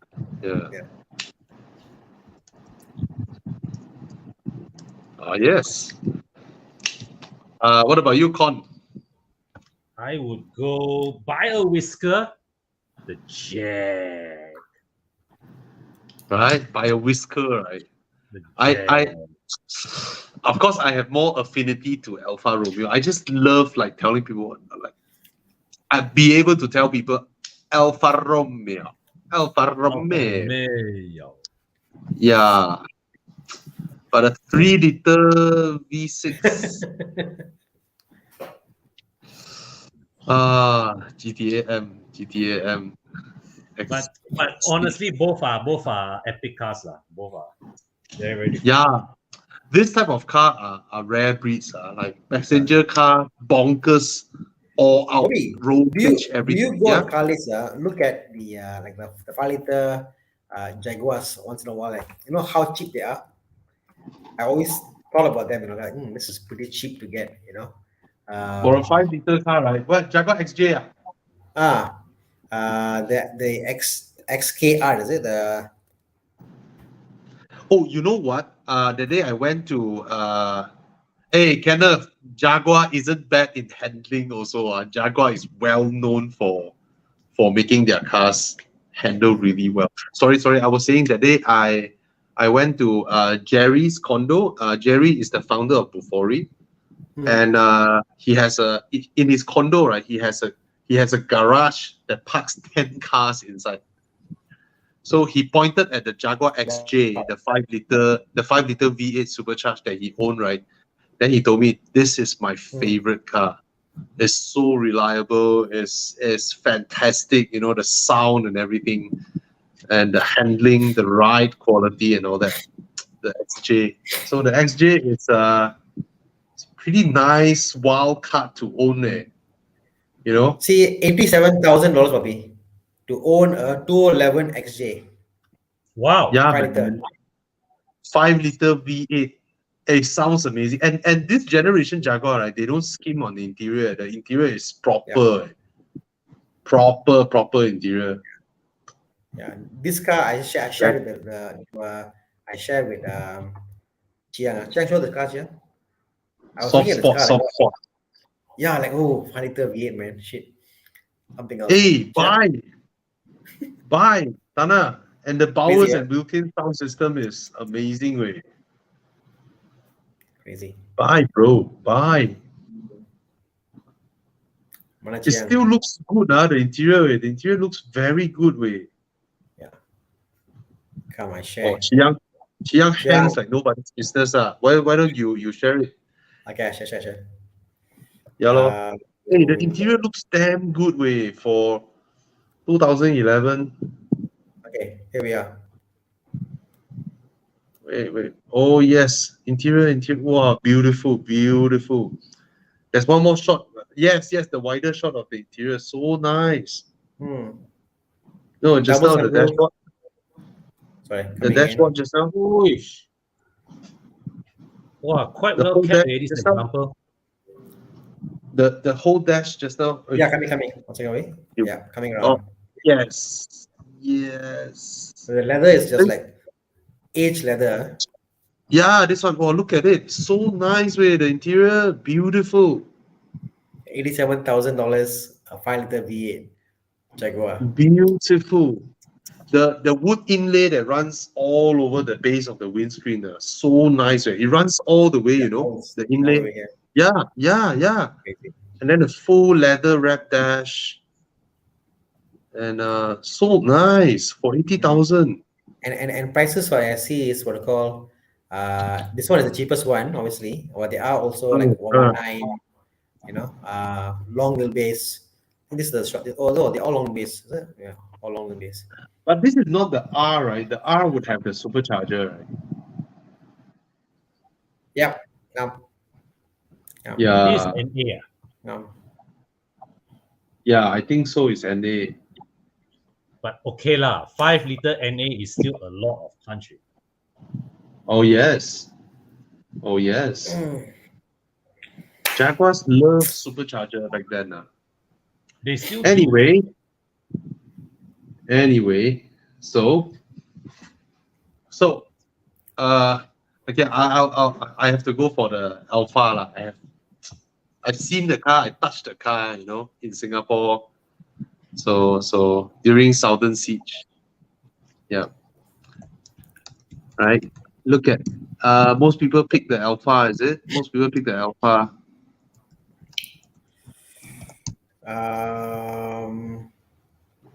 Gervin 5-liter supercharged. What the hell? The fellas say XE is a Tata engine. What the hell? Mike Yap said Jaguar great handling and ride. Yeah. I test drove the XKR, Bobby. The XKR is like the XKR. Hey, beautiful car. Slow speed, very quiet. Then you push up, then you can hear the roar comes out. That one is supercharged. But yeah, so very interesting and cheap also. Very cheap. Oh, there's no XK for sale. Oh well. Yeah, come.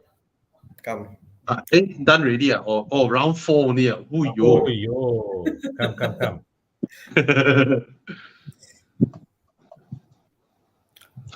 RS6 V10. Are you going? Is the next one going to be E60 M5? Okay, I want to lock my answer. Wow. Hey, look! I just Oh, want to. touring. Wow. Okay. Hey, look back at the interior of the M5. The interior of the M5 versus the interior of the RS6. The interior of the M5. Okay. That's where they put. Wow. That's why they put the window buttons. What the hell is BMW thinking? Yeah. Right? Yeah. Upper too. But it's the same, Bobby. Bobby, Huh? it's the same as the E60, right? The buttons, the same one. Yeah, The lah, yeah, lah, same. same lah. Same, Same. same, I'm same. just saying that you look at how Audi does you see the gear lever and then around there the buttons and all that, you know. Then you look at BMW one, like a joke like that on the interior. Actually, I remember when the F10 What the first heck? came out. When the F10 first came out, then I sat back in the E60. I was like, wow, the E60's cabin has aged, man. What time the I hell get- are they thinking? Every time I get the E60 Bobby, I always look for the unlock button for the door. It's in the middle there. So I always look for the door, and I go to the power window, like it's not here. So where is it? Oh, it's here. So the way they've thought through buttons in the BMW is just like I don't know, like just a bit weird. But sometimes. the unlock button in the middle is the single greatest thing that BMW did, Yes. you know. Yes. And then now they Exactly. took it away. Husband and wife can both share the same button now. Yes, it makes so much sense. Yeah, put in the middle. Now they took it away. Wow, how to pick lah? The E60 M5 wagon is the one to go for, bro. Yeah, lor. Yeah, lor. For me, at least for me, but wow, the RS6 looks so good, way. Oh, well, my Sunday drive, there were two E60 M5s screaming their engine into my ears. I've heard. I mean, we have heard both engine sound. The M5 V10 sounds way better than the. Oh yeah, I mean, turbocharged Sorry, lah. cannot be compared to NA lah. There's no challenge lah. Yeah. Uh, So, sorry. The Gen Huh? 2 interior. How did that happen? God, I'm sure everybody got inspired by BMW in one way or another. you know, this was the start of BMW's flame surfacing, right? yes, yes. It's so amazing to look at how light reflects off the car. You look at that little line that runs below the rear windscreen. That is so beautifully sculpted, right, that line. Yeah. Very subtle. And then the lips on the tailpipe. Yeah. You know? E60, Oh. Mike, there is a sunglass holder on the top. At least the one I got, there is on the top. But phone, yellow. But this generation BMW, right, they want you to store everything out of the center console. They want you to put in the door bins, basically it's crap. Their interior storage options are crap. Even until F01 is crap. Even F10 is crap. Yeah. Bobby, don't you feel sad that at one point before MCO, E60 M5 was so cheap? 60-something Like, thousand. oh my god! So tempting. Right? That time I was like, should I buy an E60 M5? You know? Then now went up to 110, 130, 140. I should have bought one. Really, stupid lah. Oh, do you know the RS6 V10 in Thailand now is touching 400,000 ringgit? Wow. Yeah, the RS6 V10. Anyway, I'll get the E61 M5. I've always wanted a V10 engine, but the V10 engine in the RS6 just doesn't sound like you bought a V10 engine. Whereas in the M5, yes, but I don't like the M5 sedan. I don't like the M6 sedan, M6 coupe. So in the M5 wagon would be perfect. Then the Audi sounds more full-bodied. The BM sounds more racer boy. Super racer boy, bro. Oh, when you heard the famous blue color M5 Genting, the one that straight pipe is V10. Gila, bro. Absolutely bonkers way. I only got 6-cylinder and I straight pipe mine is loud. I can imagine how 10 will sound straight pipe. Yeah, man. Oh, it's crazy. All right. So what's the choice? Okay. Most people M5 pick only lah. M5 lah, but earlier on a lot RS6 also. The RS6 is I like it so much. It's pretty. The interior also nice, exterior nice. The engine looks so good. So much faster than the M5 and the RS6.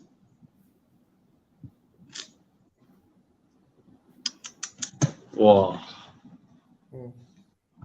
So no question, everybody pick M5, three of Yeah. us. Yep. You know, I almost bought a RS6 V10, right, Thana? Until Yeah, I test correct. drive. Yeah, that The was blue a one, great deal. Right? Yes, blue it's one, right? fantastic. Right? That car is fantastic. Right? That car, right, is like never used one. It's owned by a Japanese that stays in KL. And the reason Huh? and the reason you ended up not buying it was because you didn't feel it was a Loan. big enough Okay, upgrade. was because of this. I had the S4 Avant, right, which is Yeah. one generation ahead of this generation RS6. So in terms of rear seat room, is more or less okay. It's not bigger. This car is not bigger than the than the S4, and then the ride is more primitive. Do you remember? Do you remember 2009, 2010 BMW rides where when you switch comfort, sport, and then when it comes to expansion joints, boom, boom, you know, it's not pliant one, you know, it's very primitive. So this RS6 rides like that. It's either very soft or very hard. And then the engine performance is really good, but drawn back by the 6-speed transmission. The 6-speed torque converter is slow and doesn't let the engine pull its weight. So I just felt that if I were to sell the S4 and I got this, right, it doesn't feel like I've jumped, I've upgraded in any way apart from the fact that I pay more road tax and I know the top speed is faster. Do you know this car, right? From 180 to 300 plus, right? It is still faster than my RS6. Really? Wow. Yes, and it can go a higher top speed than my RS6. Yeah, even though it has a 6-speed gearbox. So anyway, and then Yes. the front end weight is crazy. Right? This one, my RS6 has very little understeer feeling. You know, compared to this generation Audi. Yeah. So that's why. All right. Is this the last one, Chia? Or we still have a finale? Last Ooh! Okay. Finale, come. Oi. Oh, LFA lah. What else? Oh, yo. Oh, this is the best. Chiang. Today the Chiang. Oh, this is the V10. Oh, what? No. Wow, like that, man. Oh. Zagato shooting brake. Wow, Chiang, you damn bad, Wow, Chiang. Chiang today on form, Chiang. I tell you, next week he gonna do Kao already when I tell you. Yahweh. Chiang. So, to put into perspective, there are 500 Lexus LFAs in the world. There are only 99 Vanquish Zagato shooting brake. 99 in the world. Yeah. But actually, the LFA is it a pretty car? It's not a beautiful car, right? It's not. It's not. But It's not. That car means something, I would say. It's Yeah. Ah. It means something to the automotive industry, Yeah. whereas the shooting brake means nothing. The Shooting Brake is a pretty car. No, it is a beautiful car, but Yeah. it did not contribute to the car industry in any way. Yeah, I get what you mean. I get what you mean. Because it's like, by any measure, right? You just look at the two cars side by side. The Zagato is more desirable, but somehow Lexus achieved something with the LFA. The LFA was a statement from an engineering statement from Lexus. But also the fact that we know Aston Martin sucks at marketing. Yeah, true. They're very lousy in storytelling, Then again, Lexus aren't exactly masters in this either. True. Hmm. Wow, the interior. Oh my god, the interior. Tiang can see the interior of the Vanquish for a while. Just now that glass deck. Whoa. Oh. No, the rear one, the rear shot. Oh, this is the carbon deck. There's one more shot, right? Yeah, this shot, this one. Oh, it's not glass, it's carbon. It's a a reflective reflection. surface. Wow, this interior is... Damn. You know what? I cannot do Mei Hong Son with LFA. Why? Got luggage space, man. True.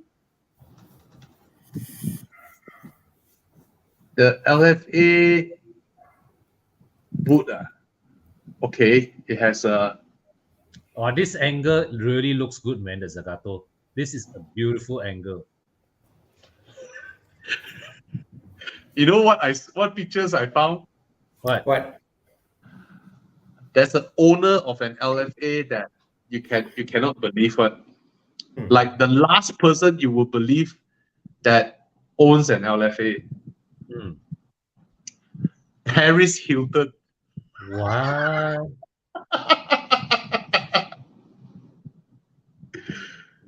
No. Oh my god. Anyway. Wow, the sound of the LFA, yeah. It's a modern classic lah, LFA. Oh, okay, this guy. Yes. To own, I would own a Zagato. But the car to drive once in your life, right, has to be the LFA. Hello, KY. Okay, Mr. KY is the managing director of Carlist. Yep. And he owns the most reliable M6 in Malaysia. Daily driven M6, 5-liter V10. So this guy is a legend also, huh? Drives a V10 to work. Very, very good friend. You know what he told me last time, right? Damn funny. He said that, hey, when I got the BMW M6, right, against my Fair Lady and his Impreza, his M6 is the one with the least horsepower. This guy mods his car like mad. Anyway, someone I really respect, Mr. KY Gan. Me too. Good friend when I was in Carlis. Yes. Long time. Yeah. Hey, Tiang, put more listing from Carlis next time. If you found a car on Muda that you want to post on Horizon, right? See whether it's on Carlis or not. If it's on Carlis, right, use the one in Carlis. Because we don't know anyone from Muda. Yes. Right. Yeah, at least we know KY from Carlis. Yeah. Hey, I came from Carlis too, and Carlis always has a special place in my heart. Yeah, more special in my heart also. Do you know, Kon? Do you know that office in UOA, right? Yeah. Before they had the office, right? Yeah. The very first few operations, they all come to my Taman Desa office, Oh. They work in my Taman Desa office, Epic way. That was before Malaysians know Carlis that well. Anyway. I went for my job interview at UOA and started work when in Mid Valley. Yes. Yeah. On my last week. Yeah, it's that epic because Bobby was the one who persuaded me to join Carlis at that time And on my first day at work, this fucker resigned already. Serving notice. It's not serving notice lah. No, I it mean, was my your last contract day. ended. It was your last day. I think it was your last Yeah, day. my contract Yeah, ended yeah, already. yeah. Lor. Yeah. But yeah, fate Anyway. has still led us together. So here we are. Hey, when I went to college, you are the first person I asked you to join me. Yes. You want to stick to your auto world. Yeah, man. Anyway, so yeah, Zagato for the eyes, LFA for the ears. But Yeah. the Zagato sounds epic also, but not LFA epic. Yeah. Right? I think for that, I would. But Thana, can I ask you, right, in terms of engine sound, right? Are you the kind who wants like pure high pitch scream, or you want your engine to sound a little bit of grunt in it? Oh, hey, cannot hear you, Thana. No wonder you're so quiet. All of a sudden, you are muted. No sound at all. Oh, so no, cannot hear you, Thana. So we're not ignoring you for the past 10 minutes, Thana. We didn't hear you. I was like, why Thana never say anything? Yeah. We thought Thana didn't say anything. You thought we ignore you, right? No. We thought No sound at all. No sound at all. Sorry, Thana, if you thought we ignored you, we did not ignore you. There's no sound coming from you. I thought Thana must be thinking, these two fellas are talk about their Kali's day, nothing to do with me. Okay, can you hear me now? Yeah, well, back. Yes. Okay. I have a thing, Bobby. I need to hear a balance of the engine and the exhaust. It mustn't overpower one another. So I would say I need to hear 40% engine, 60% exhaust. That's my balance. So when it's too empowering, it's a bit another. I can't hear the engine. I can't hear the RPM to change my gears and all that stuff. So that's my point, like, So if your engine is too quiet, too bad, that's your maximum you can go to, because you can put a loud exhaust, then like you lose the experience of the engine. That's my take, Because for me, yes, the LFA sound is epic. Because there are so few cars that sound straight up F1 sound like fum. But when I hear the Aventador, right? You know the Aventador has like a super high pitch V12 sound. Yep. Versus the Ferrari or the Aston one that has a lot of growl and grunts. I kind of prefer the growl and grunts versus the pure beautiful high pitch. Yeah. So I feel, Bobby, that you can engineer exhaust sound. You can engineer even with a 6-cylinder engine. You can do a lot of things to make it sound quite interesting. But if you can't hear the engine coming from the exhaust, then it's a bit wasted, So that's why for me, if it's a very quiet engine, very smooth, and exhaust is good, but like, where's the engine? I can't hear the engine. I love the Ferrari because the Ferrari engines are nice. The cosplay now, you hear the Ferrari engine like woo, like it's just so beautiful. Ferrari's engine sound itself, let alone the exhaust, So I prefer the Aston Martin. I think Aston Martin will have a good balance of engine sound and exhaust sound. So the Zagato shooting brake, I'm looking at this July 2022 value, about $900,000, whereas a used LFA is about 1 million. Nürburgring package is 1 million. The standard LFA is about 800 plus. So it's equal. But there are also auctions where the LFA reached $2.3 million. And I just clicked a car list listing of LFA from a few years ago, 1.9 million ringgit. I need to screenshot this down. Hey, I was at the dealer this is where I bought my my Mini Clubman.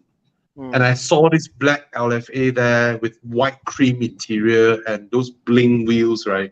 And I was like, wow, if only I have 1.9 million, I would buy this car. It's 1.9 million ringgit way back then. Why you all didn't buy? You'll have double your money, yeah. quadruple, because there are auctions where it 2 went million. to 2 million. Mm. Mm, mm, mm, mm. Wow.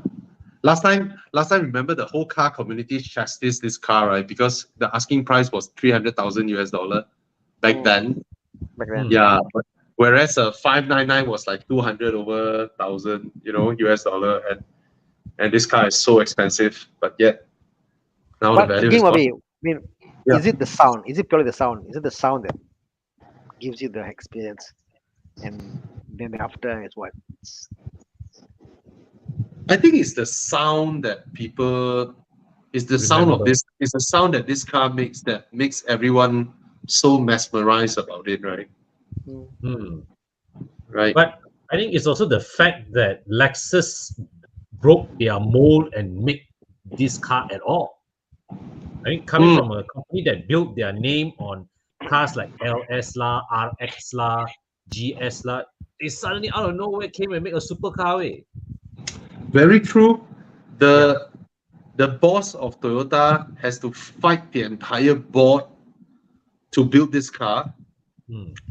whereas the Aston Martin Vanquish Zagato shooting brake was merely created to earn more money, whereas the LFA was created to lose money. Hmm. Right. On that sense, yeah.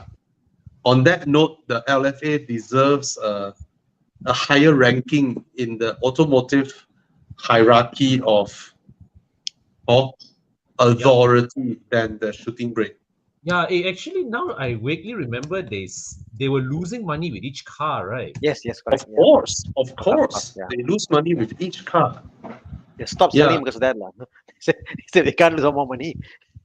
They limited how many numbers per year, I think, when they were selling it. So Yeah. kept it. Moreover, Naruse died testing the Nürburgring edition. Right? He crashed into a BMW or something like that. Then he died. The chief test driver for Toyota and Lexus. Yeah. Anyway. All right. So yeah, the LFA has more historical significance, not just for the Toyota group, but for the automotive industry in general. Whereas the shooting brake is just one of the one-offs. Yeah, it was a genuine hello car. Yeah, it's the equivalent of Aston Martin's Valkyrie or the 177. Yeah, Chiang, if you put the 918. Yeah, if you put the 177 here, then that would have been the equivalence to the LFA in terms of significance. Yeah. The 177. All right. Yep. So we have seen everybody's choices, and we've done 5 rounds of Dude, Where's My Car? And hopefully next week we have Thomas coming back to us. It's a bit long tonight.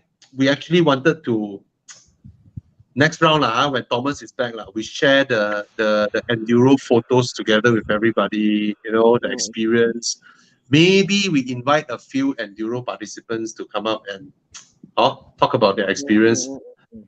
Sorry that this round Kon and Thana couldn't do the full thing, but hey, Thana, you yourself alone doing 2,000 mid drive is also pretty amazing. I mean, how does it feel to drive alone for such a long time? Yeah, it was because you want no one to chase you. You're not chasing anybody.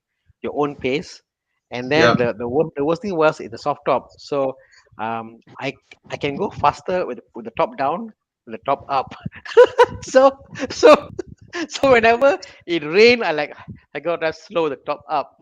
When the rain was stopped, I put the top down. I was like going 180 all the way 170. And then it was a different experience, and I stopped wherever I wanted to. It's crazy. The one night, Bobby, there's one night I kept driving and I can do more. I can do more. I kept going. Finally, I stopped at 2 in the morning. I kept driving till 2 in the morning. And then I said, I came there, I was so tired. I came there, like, okay, this hotel is fine. I booked the hotel. I said, available. And I go down, book the hotel. I came in, I showed the food. She said, she smiled at me. I said, why? Um, she said, I think today was for, it was the 15th, correct? So I booked 15 lah. She said, yeah, but should have booked 14, check out 15. I booked 15. You I book was 15 means your check-in time is 3 p.m., right? Yeah, I missed like 2 in the morning. I was like, God damn it. So I drove. I kept driving. I kept driving till 6 in the morning that day, and I end up in a pier somewhere in Songkla. I was like Oh a my bit God. tired. I like screw it. I'm too tired. I just slept in the car. I slept in the Boxster the last night. Wow. I slept in the Boxster, and I woke up to the Wow. sea. You know. Wow. Yeah. Wow. Hey, this is epic, hey. Epic. You know, that's the thing. We men, right? For us men, if we're single, just alone, right? Yeah. We really need very little luxuries in life. Yeah. You know, if it's Mm. just us ourselves, right? We can have two Maggie cup noodle is our dinner. You know, we don't need lobster Yeah. shit Yeah. and all that, right? You know? Yeah. We can sleep in our cars. You know, Mm. we can pee by the side of the road. You know, Yes.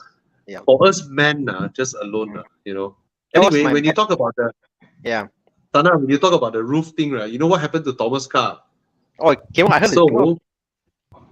So the Spider was designed to be a car without a roof, Mm. and Porsche prepared an umbrella, so to speak, right? That Mm. you can use when in need. So the Spider wasn't designed to go above 200 km/h with the roof up. Mm. Oh. And when he did his PPF, right, he was like, nah, no stone's gonna hit my rear deck, right? Mm. So he didn't wrap his rear deck. So there was a point where, with his roof up, he drove above 200. The roof came off. The pointy Oh, thing the hook, came right? off and was hitting his deck.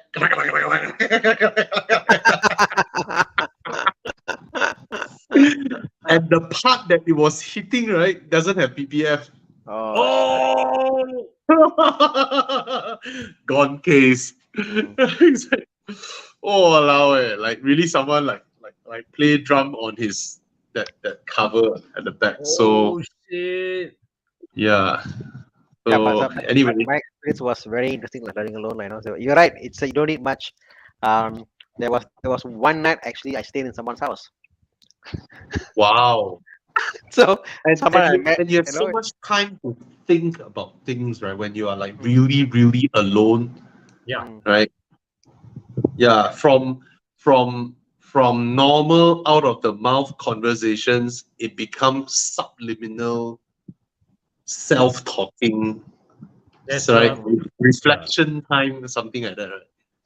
there's what you call it, there's a liberating feel to it. You know, there's a certain liberating feel when you travel. Yeah, like you are really, really alone, like just you and yourself. Yeah. Right. scariest part was driving. I was talking to Mike at about 9 p.m. and I said, "Wait, where are we going?" I said, "I'm going this road." He said, "Oh, that was very dark, Tana." And I was like, "You're right." Then I was driving down and there was a big lorries coming on my side, top down, pitch dark, in my classic Boxster. Lights are not that great, whatever.